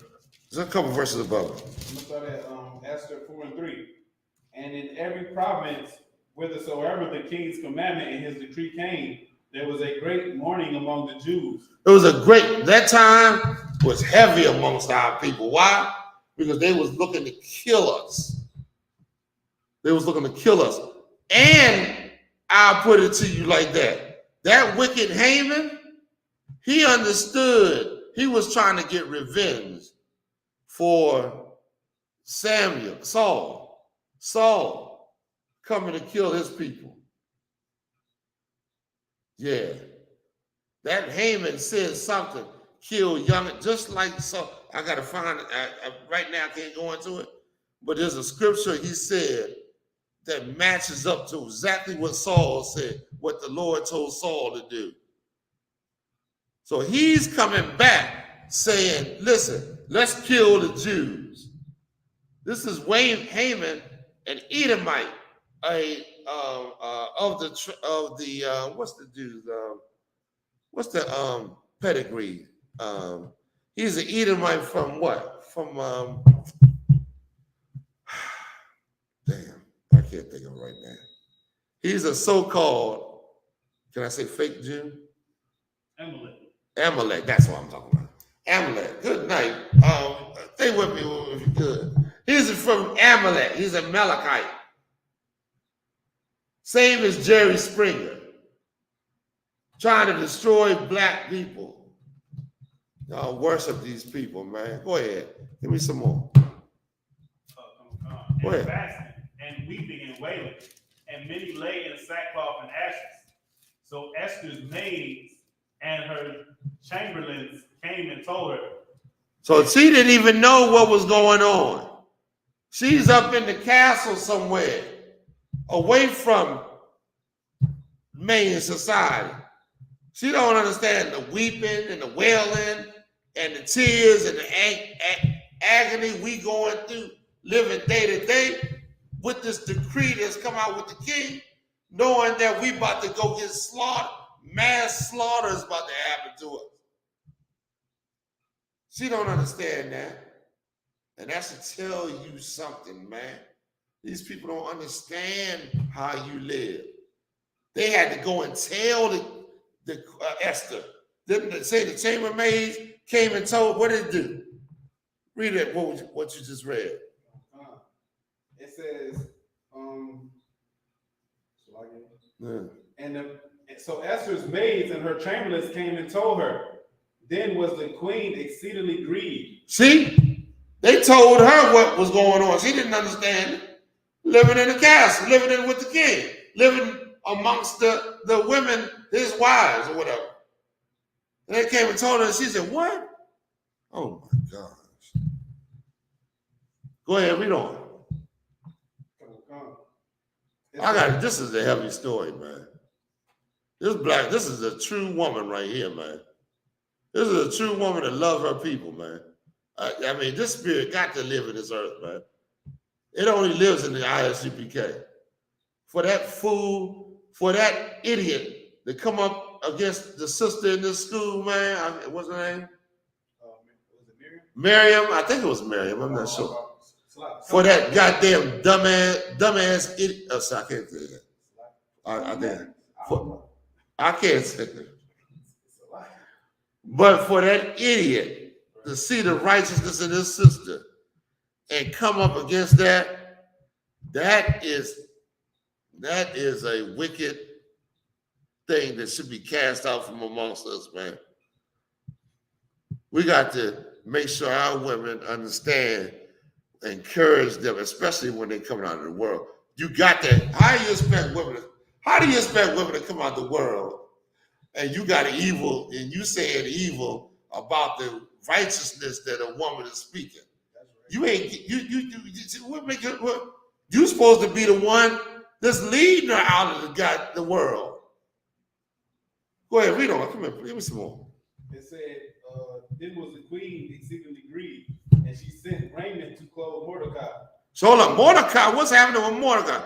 Mordecai going up the gate, I believe, and wearing sackcloth. Totally grieved over what's going on in this empire. Read on. And to take away his sackcloth from him, yeah, that he received it not. Then Esther called for. Mordecai said no. They trying to give him something nice to wear, to take off that grieving clothes, so make him feel good. That's what they trying to do, make you feel good while your people dying, while we in hell, while we suffering, while we ain't got nothing. You feel good. You walking around like you got family, you got a husband to care about you, huh? You got kids that ain't destroyed. Walking around feel good. That's what these Negroes is trying to destroy amongst blacks and Hispanics. They're not going to be able to do. They're going to be stopped. Ain't no police going to destroy what we built. Be damn, man. What the Lord has built. Go ahead, read on. Come on. It says, got a lot to cover on this. This is good. Go ahead. But he received it not. Then called Esther to Hatach, one of the king's chamberlains, whom he had appointed to attend upon her, and gave him a commandment to Mordecai to know what it was and why it was. So Hathach went forth to Mordecai unto the streets of the city, which was before the king's gate. And Mordecai told him of all that happened unto him. So Mordecai out there at the gate of the king and protest in agony with sackcloth on, mourning because of this thing happening, man. And what happened? And Mordecai told him of all that had happened unto him, and of the sum of the money that Haman. Where's the one I was asking for? The scripture was the one where he told Esther. No, you ain't gonna escape. Just skip down to that. I don't want the whole story right now. You talking about where I was at earlier? Well, you said you ain't gonna escape. Oh, come. Verse 13. Then Mordecai commanded to Esther, think not with. No, go up one verse above that. What does it say? And they told to Mordecai Esther's words. Hold on, where did Esther? Okay, go up above Esther that. And Esther spake unto Hathach and gave him commandment unto Mordecai. All the king's servants and all the people of the king's provinces do know that whosoever, whether man or woman, shall come unto the king into the inner court, who is not called, there is one law of his to put him to death. Listen, if that king didn't hold that scepter, it's a golden scepter. And that was the only way you would not be able to put to death if you go confront the king. Meaning what? His time was important. He ain't want to be BS. Only way if he wanted to hear your what's the, he put that scepter out, and that would give you what do you call it? Grace. They would not put you to death. If he didn't put that scepter out, they'll put you to death for coming before the king. Read on. Is it off? No, I paused for a second. Okay, go ahead. Come on, let's read on. It says, except such to whom the king shall hold out the golden scepter, that he may live. But I have not been called. That golden scepter. Go ahead and read on. But I have not been called to come unto the king these 30 days. And they told to Mordecai Esther's words. Then Mordecai commanded to answer Esther. Hold up, this is Mordecai's answer to Esther. And I want all you black women to listen to this. Y'all think that by joining this place and being a part of this place, that you're going to escape the wrath. Listen to what Mordecai says. Read. It says, think not with Think thyself. not. Don't you think with yourself, man. That's the number one thing. And that's the hardest thing for our women to do. Think not with yourself. Read on. It says that thou shalt escape in the king's house. That you going to escape in the king's house. Who's the king? The white, the so-called oppressor. Don't you think you going to escape? Read on. Come on. It says, in the king's house more than all the Jews. For if thou altogether holdest thy peace at this time, then shall their enlargement and deliverance arise to the Jews from another place. Another place is going to deliver. Don't worry about it, black y'all. If you hold your peace, Esther, while you sitting up in a position where you could challenge what this enemy of God, of our people, is trying to do to our people, then it comes from somewhere else. But you ain't gonna be left to survive. Read on. If harm comes down on the people, you won't catch it too. In other words, you ain't gonna. Mordecai is saying, just because you sitting in that position, wherever you are, getting the accolades of this place, don't think you're going to escape the harm that's coming to our people. And a lot of people do that. They think they're making, because they're making a lot of some money, and they turn a blind eye to brothers and sisters dying all day, every day. And they think money going to save them. But the scripture said money, your money ain't going to save you, man. Read on in that day. Read on. That's right. So like, What? if I could too, this was literally somebody in the comments talking about if you got money, then you got power. And it's like, that's not always the point. Just because you doing well, if your people are suffering, that does not help you. How much power you have when you got money, but you ain't got no land? Your people ain't got no land. You ain't you're as powerful as your people are. Right. You don't get no extra power because you decide you want to leave your people and go and join the oppressor. Right. That's ridiculous. You're the only nation that thinks that way because you don't have any power. You don't have no land. You don't have your money comes from another nation. Your holidays come from another nation. This Memorial Day comes from another nation. It has not come from you. You do everything of another. Your language comes from another nation. Your identity, African American, comes from another nation. That all comes from another nation, man. So what power? Because you get a few dollars. You get a few dollars, you gotta ask your oppressor, can I go visit Europe? You gotta go ask him about getting a what's the name, and tell him when you're gonna be back. Come on, man. Let's not be ignorant, man. A landless people is a powerless people, man. Go ahead, if I could. What you bring out is so epic. We landless. That's not our face on that money. The money can crash. Esau money crash. He richer than you will ever get, and he jump out the day window because he realized that his money is worthless right now. So the worth of the money is based on them. So we have no land, no laws, no continuity, no community among each other. We can't even pick to marry one another. Your government comes from your oppressor. Right. You join his government and try to act like it's your government. Your police force. You join his police and try to act like it's part of you. You are. I just don't understand how we don't understand that. This is not your society, man. It don't belong to you. You making him stronger.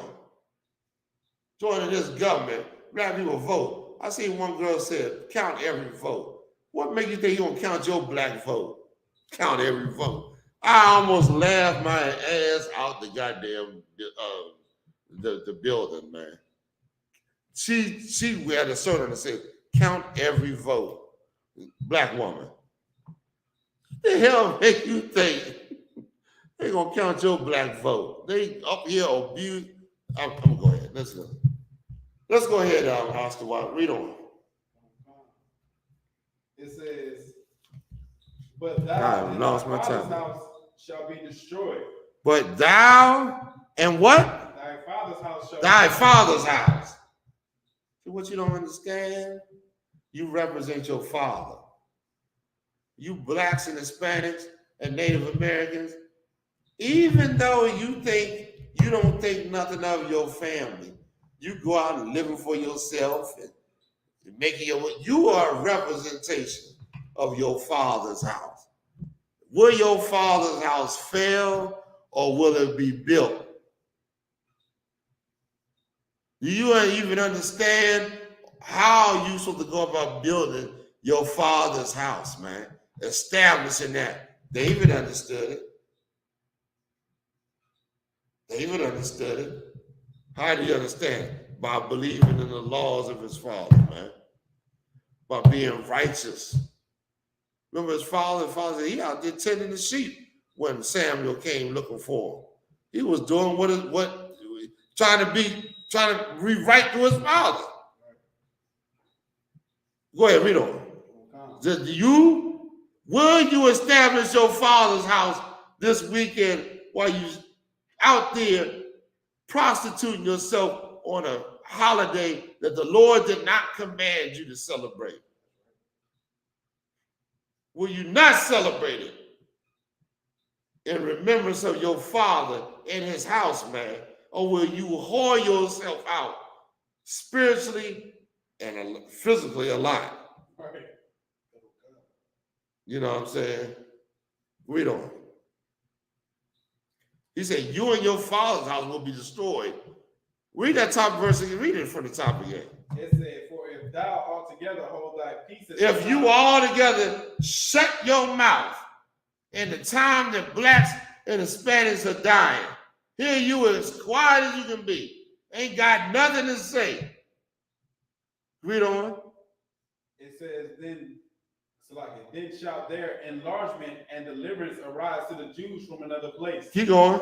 But thou and thy father. But you and your father's house what? Shall be destroyed. Are going to be destroyed, man.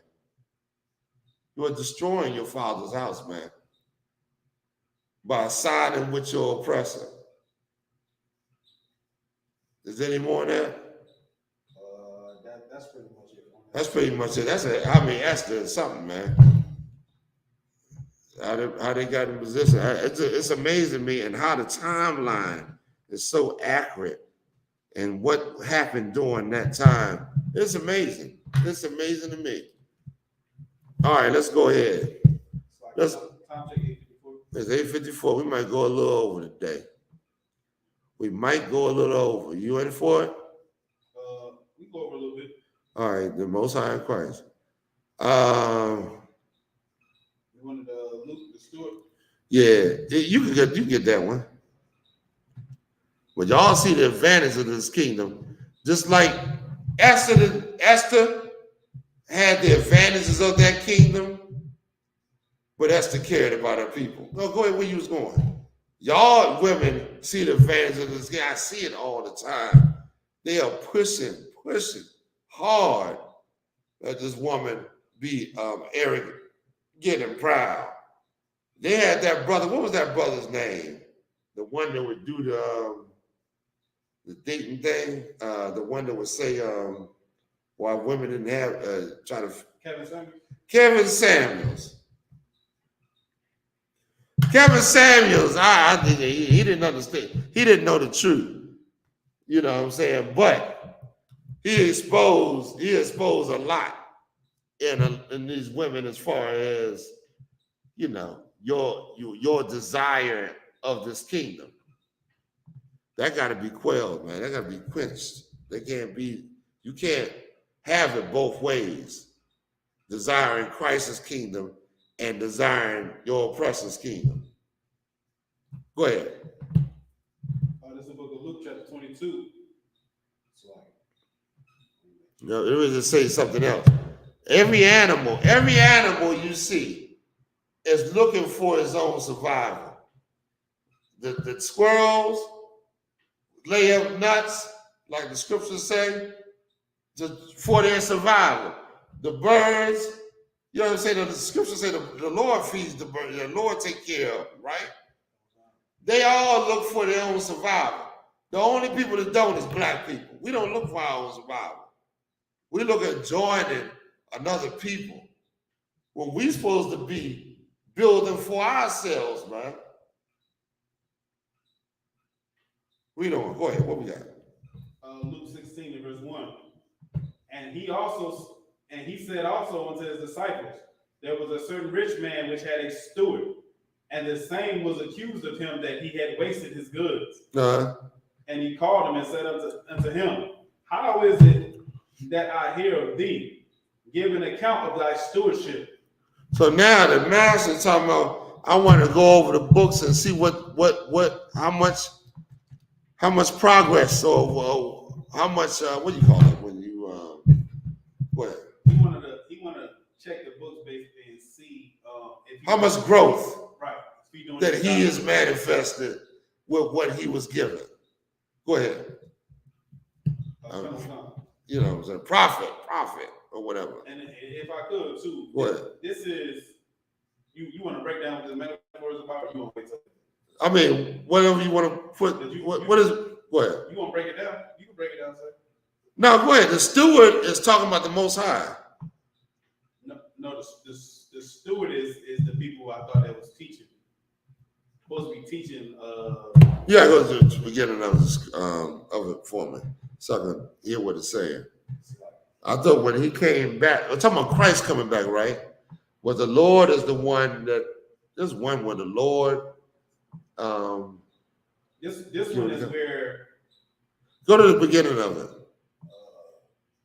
What is it? What does he start off by? It says, "Steward, a man left the fields and went somewhere else, I believe." No, I was reading the first verse. It just say, and he said unto his disciples, there was a certain rich man. He given them a parable. Oh, okay, go ahead. And the parable, I think, is about like the people teaching what God. Well, let's read down and see. Okay, we'll get into it like that. Verse 2, and he called him and said, how is it that I hear of thee? Give an account of thy stewardship, for thou mayest be no longer steward. Then the steward said within himself, what shall I do? For my Lord taketh away from me the stewardship. Okay. All right. I know which one this is now. Go ahead. This is the one where he made a deal with everybody because he knew he was going to not be steward no more. This is a smart, wicked man. This is what exactly. This is the I.S.U.P.K. This is what exactly what it's talking about. Them purple cats. He knew he was not going to be in the school anymore. And so he went and made deals with people that are outside of the school to resurrect a false religion. That's right. A religion of purple and one woman men. But you can be what do you call it? An extortionist. You can be a pedophile. You can have sex with transgender. All this is allowed. You can invite heathens in.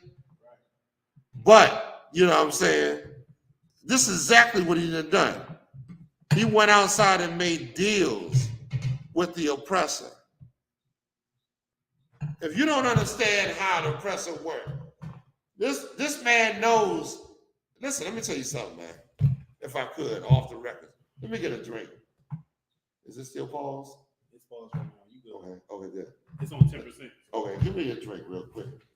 This man knows one thing, man. I'm gonna level with you. He knows it's time for him to come. He's going to come down in power. His power is getting diminished. He's coming down. His society is not what it used to be.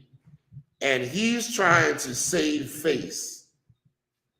And let me tell you how the way a wicked man saves face. Check my bag. It's in my bag. Pull it out. Oh. A wicked man saves face by making deals with other wicked men. He done made deals with men of our people. Y'all got to go back and read when the Moabite made the deal with the brother to curse our people. He made deals with other organizations to come up against the truth. And y'all, it shouldn't surprise you any because they've been coming up against the truth forever. They've been trying to disrupt the truth, teach lies about the truth. Y'all see what happened at the Passover when they made news pushed it because we had the I.S.U.P.K. rented a convention center. And they came up and said, we shouldn't be able to rent a convention center. Why not? Because we teach them what? The truth, basically. You shouldn't be able. What did they do on the corner? Where's that building called? No, the one we had Philly when we went to court and won. Liberty Place. How can I forget? It's called Liberty Place, but there's no liberty amongst that place. We was in front of their teacher. The whole goddamn building is like a mall filled with different stores. Not one owned by black people. Black people is a security in that place. You're a security guard. You work in them stores, but not one store. Hey, the water, Hebrew. I got it. All right, I appreciate that. Not one of the stores is owned by you. And we blazed that place out because you know what? I say about 40%, 30% of black people's going in there, 30, 40% up in that place buying and spending their money and trying to, you know, and what do you call it? Patronizing that place. You remember Liberty Place? Yeah, I know. Yeah, you know what I'm talking about. We was out there blazing on that place. I mean, blazing on that place. Blazing to the point where these devils hired a DJ to come out there and play music while we teaching. And feel that. 1 second. Not only that, took us to court about us speaking on the street, and we won. They had a staff of lawyers. Yeah, one. Staff of lawyers, and we won. We won, and guess what they did? What did they do after we won? Asked the why? I think they built a bike rack. I was teaching that. Not only a bike rack, put flowers and stuff, flower pots, so that we wouldn't be able to teach. It got a certain, can't block a certain part of the walkway when people are walking down the street. And for us to set up and teach, we had to be at, have a certain space that we couldn't, enter into. We had to set up our equipment and all that. We was denied that because they set up big flower pots right now in front of Liberty Place. Bike racks, all that, because they didn't want us out there teaching.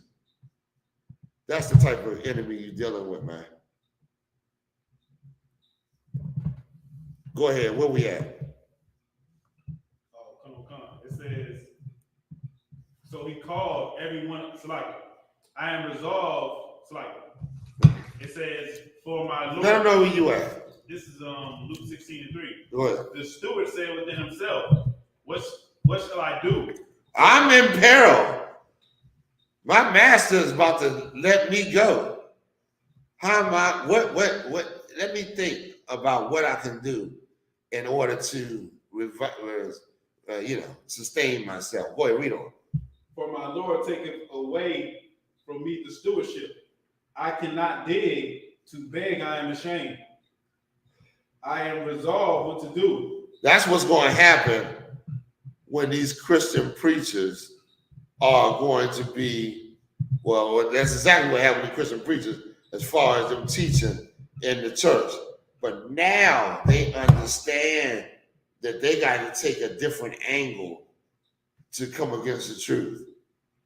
Now that the churches are being found out to be liars.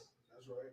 Now that it's coming out that black people are the true, blacks, Hispanics, and Native Americans are the Israelites that the Bible speaks of, and all the things that we suffer in our captivity. It's coming to light. It's right manifesting itself right before your eyes. Your enemy knows that you ain't celebrating and ain't doing the things like you used to do them. Right. So in his cunning way, he's resurrecting organizations and to come up against the truth. They've done this all, I mean, they do it all the time. Right. Like when they want to fight nations, like Russia, that Russia may fund, did not Russia fund the civil rights organization and Gaddafi? They funded Cuba. Huh? They funded Cuba. Cuba and Gaddafi funded the Muslim movement, and them Muslims rose up back in the 60s. They was a big thing back then.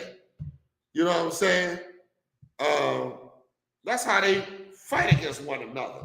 Because maybe the organizations get so big that it'll topple the economy. You know what I mean? And then you'll be weak before the people that's funding you.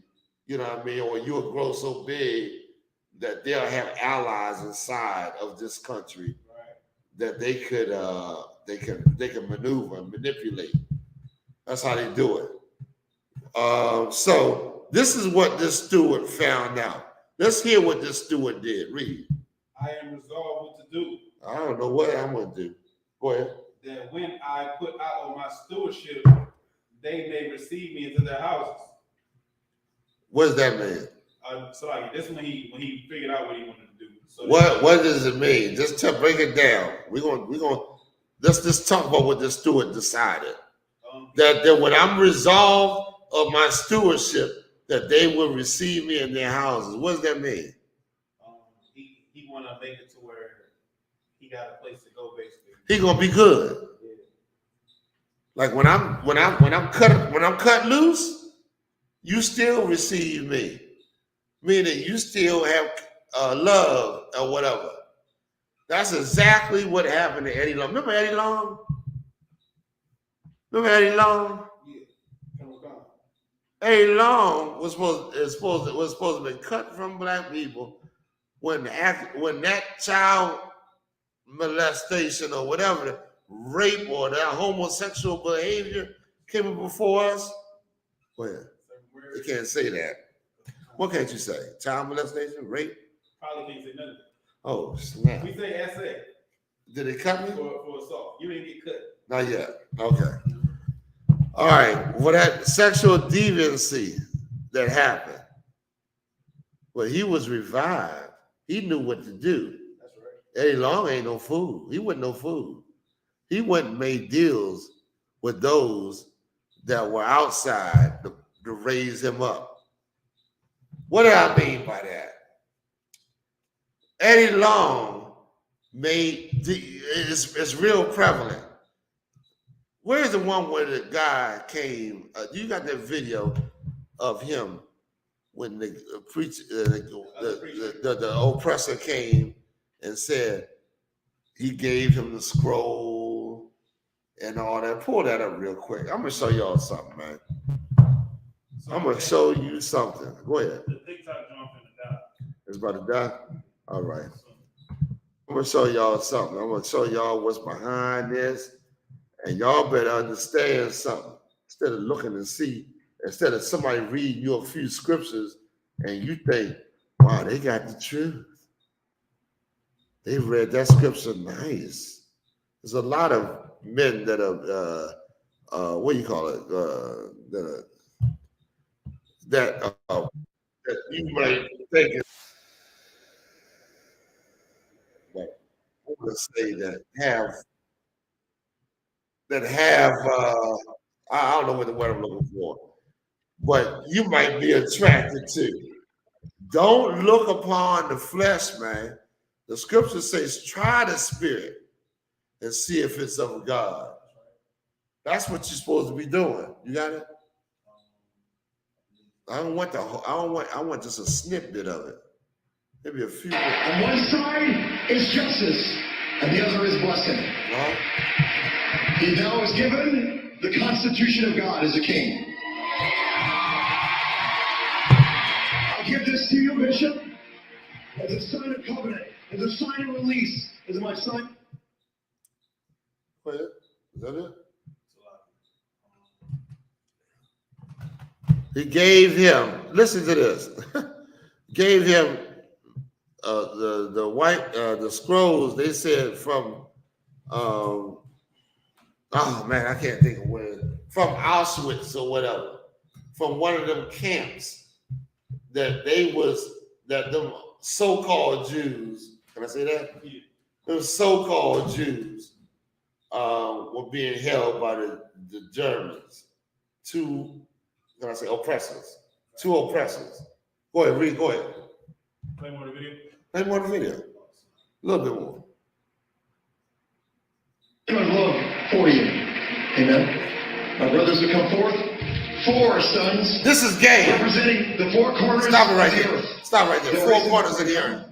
You know. That's pimping at its best. That's game.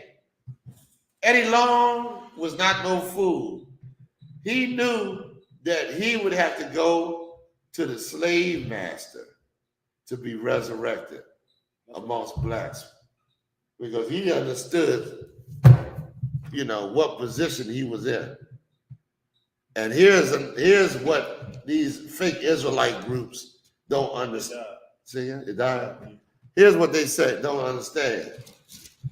They go to those fake oppressors as well. Here's what they don't understand with the IUIC. The IUIC, once the oppressor cuts them off, will no longer, won't be nothing. The I.S.U.P.K, they rely on their oppressor. The I.S.U.P.K, we don't rely on our oppressor. We rely on each other. We rely on brotherhood. We rely on the laws of the Lord. You understand? There's a big difference. A great big difference. Go ahead, let's read on. We got any more? We're going to end it in a few, but I just want to bring that out.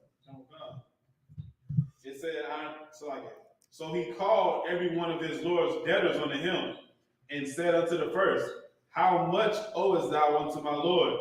And he said, 100 measures of oil. A what? 100 measures of oil. So he lowered the debt. Keep going. And he said, take thy bill and sit down quickly and write 50. So he said, instead of 100, now they in a debt for 100 barrels of oil, right? Go write 50. What is he doing? He's lowering the debt so it's easier for them to pay, so they'll be his friend. Yeah, he's buying their love. Right. You know? So it will come. And it says, he ain't paying no money. He lowering the debt. And still he's buying their love, their trust, he's doing something that they will read on. Let's read on. Let's get a few more. Then said he unto another, and how much owest thou? And he said, 100 measures of wheat. And he said unto him, take thy bill and write 80. What's 80? A score is 20, I believe. 80 is 80. So instead of 100, let's write 80. Keep going. And the Lord commended the unjust steward because he had done wisely. For the children of this world are in their generation. The Lord said, listen, if you was as smart as this unjust steward, you would live. You would live. You would know how to operate. Even though what he did was unjust.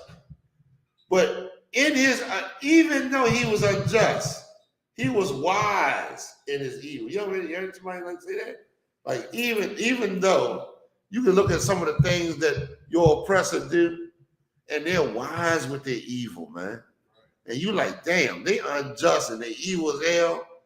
But if I was in that position, I might have done the same damn thing if I had no hope.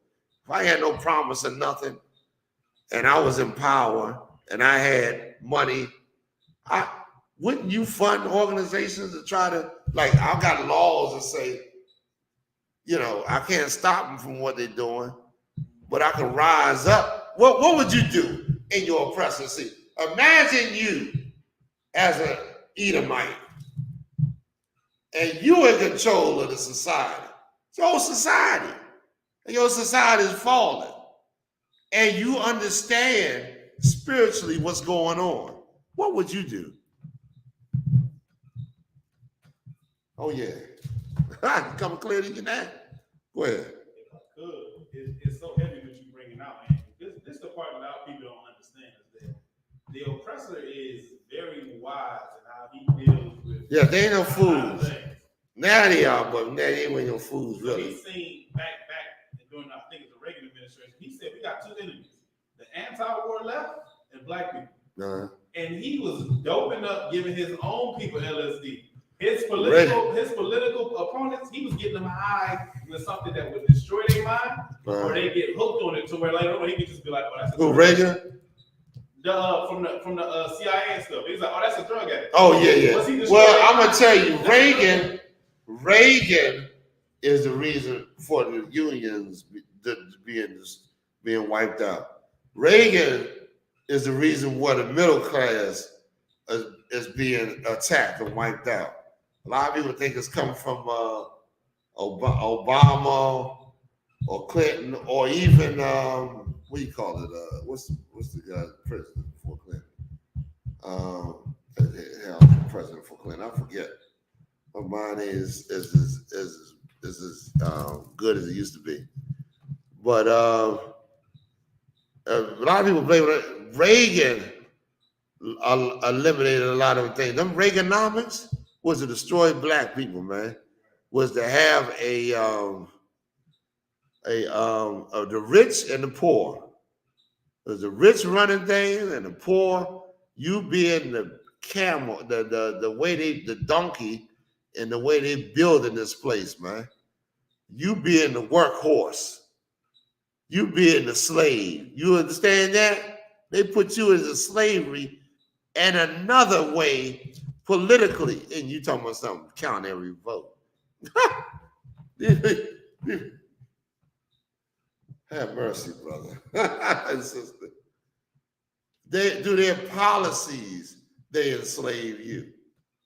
You don't even realize you working twice as hard as you was before. You don't realize think food is twice as much as it was before, 2 or 3 times as much.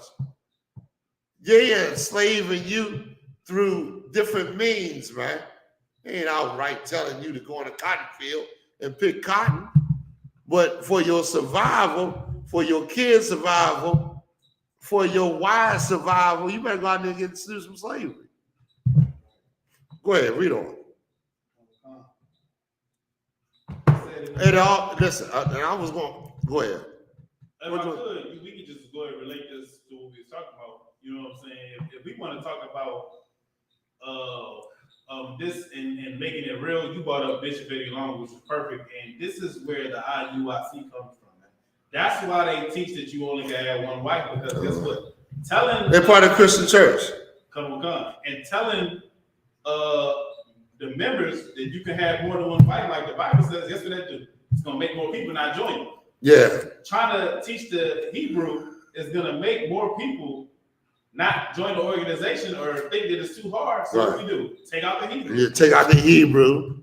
Don't wear no head, no crown. They don't wear crowns. Let people get dreads and get shape-ups and cut into their beard. Listen, that is a disgusting organization, right?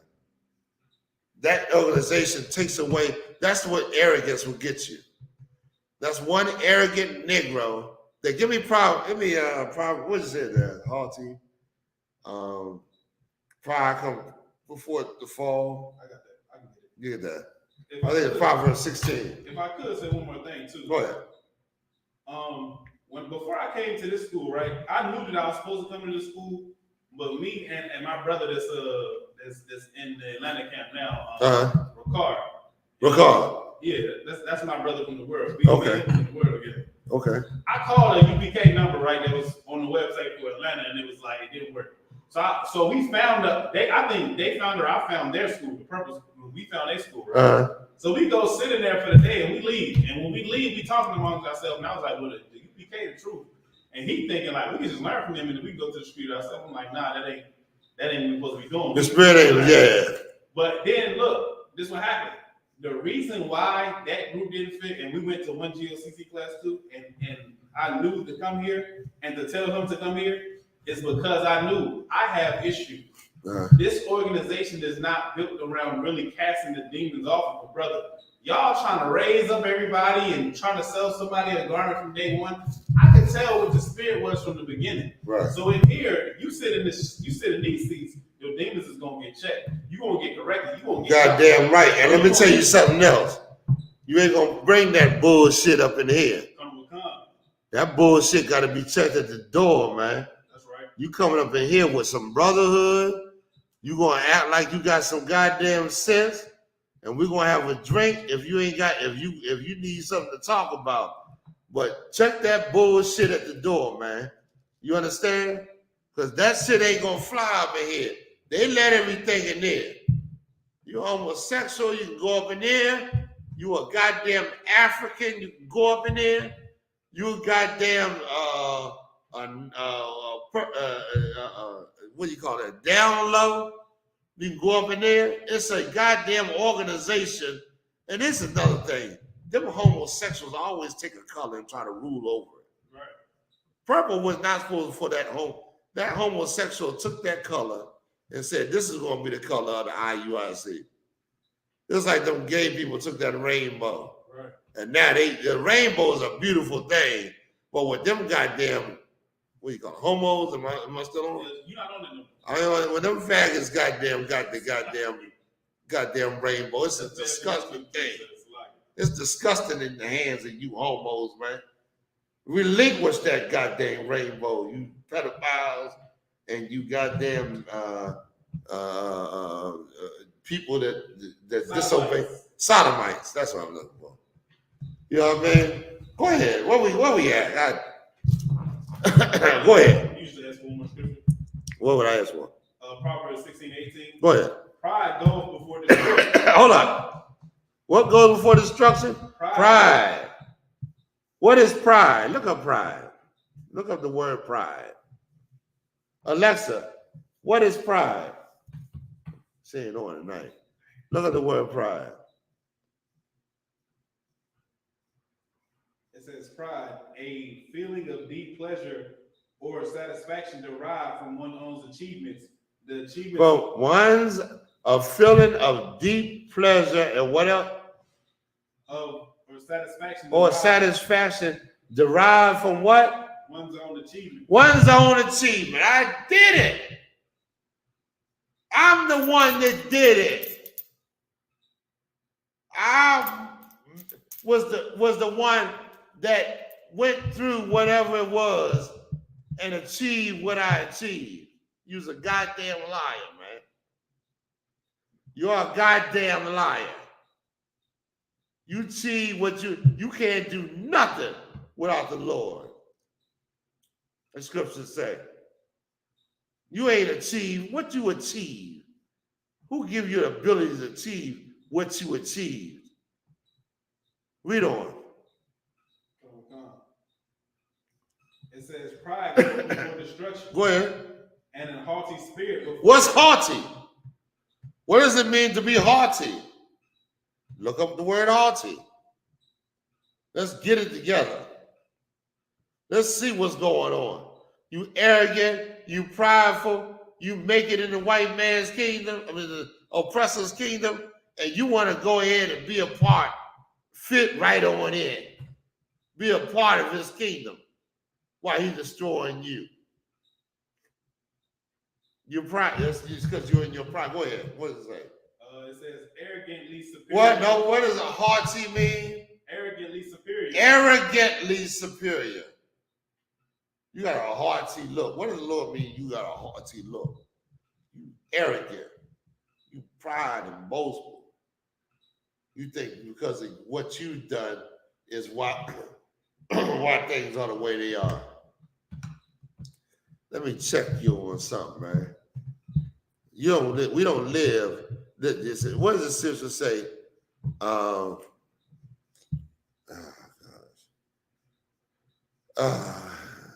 For his name's sake. Okay. Oh God. Well, remember he said, and his name for his name. Look up for his name's sake. I can't think of the scripture. I'm gonna look it up real quick. I'm trying to see if I can find it. This phone is not good in the hands of one that don't know how to use it.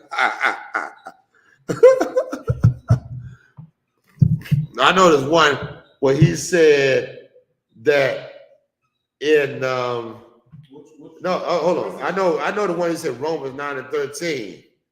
He said he rose up Egypt. Remember Pharaoh? And you got it? But there's another one where he said he do what he does for his name's sake. You understand? It's Psalms. What does it say? Psalms 106:8. Nevertheless, he saved them for his name's sake. Go above that.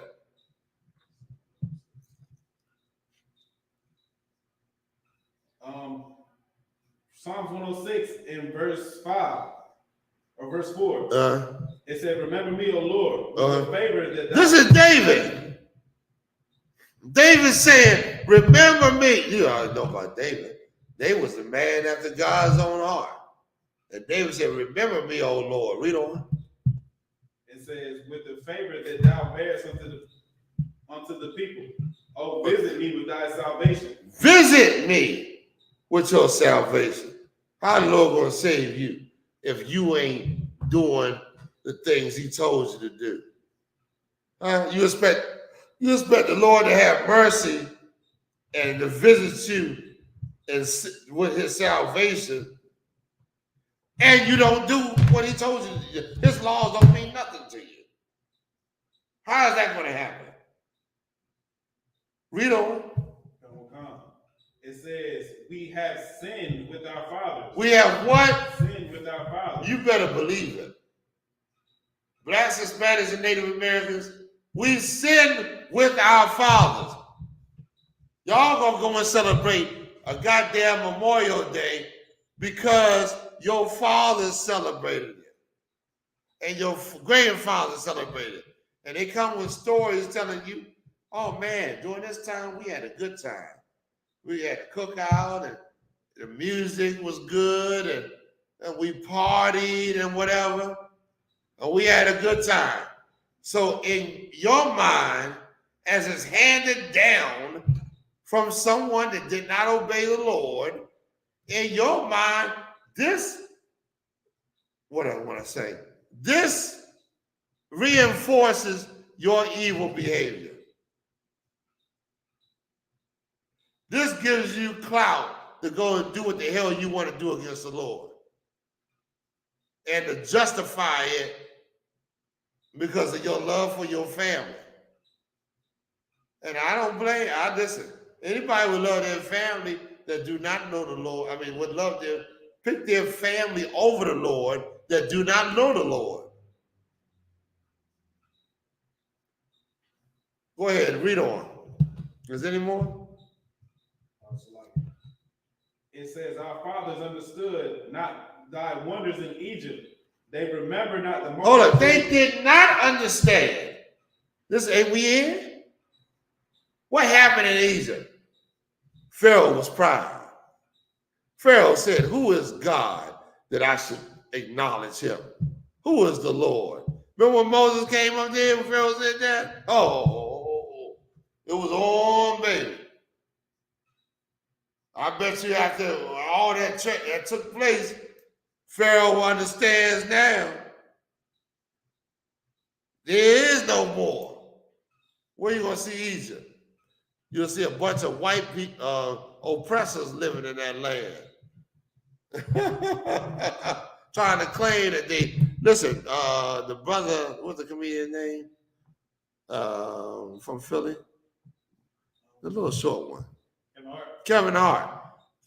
Kevin Hart said something about Egypt. They went crazy. Oh, Egypt being black. Oh, Egypt black. It's 9:30 already? Good night. Time is rolling. All right, we're gonna let it go. Finish reading this scripture real quick. It said, "They remember not the multitude of thy mercies, but provoked him at the sea." You provoked them. You made him angry. Read on. "Even at the Red Sea. You going? Nevertheless, he saved them for his name's sake." For what? His name's sake. Why? Why did the Lord save them? What does that mean for his name's sake? Give me.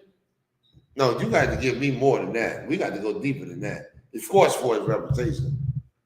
But what? He saved them. Go ahead. And as the God of those people, he had to show like those. You just read it.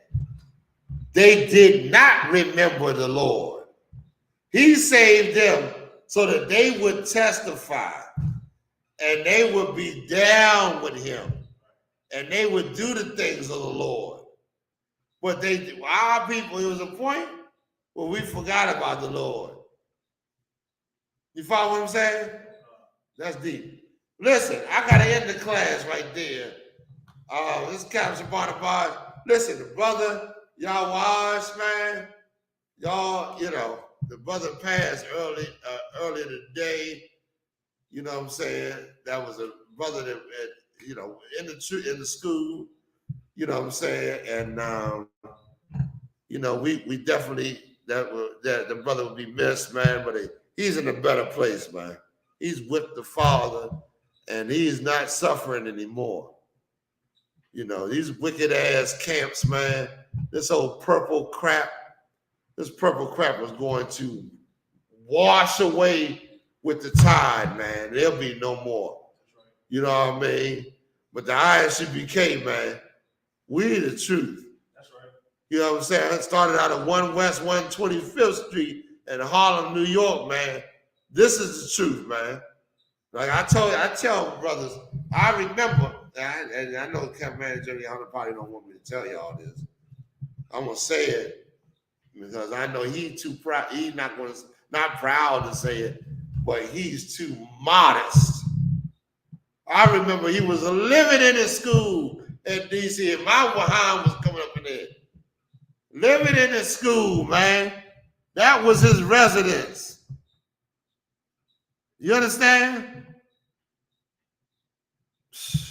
Having classes, man. Teaching.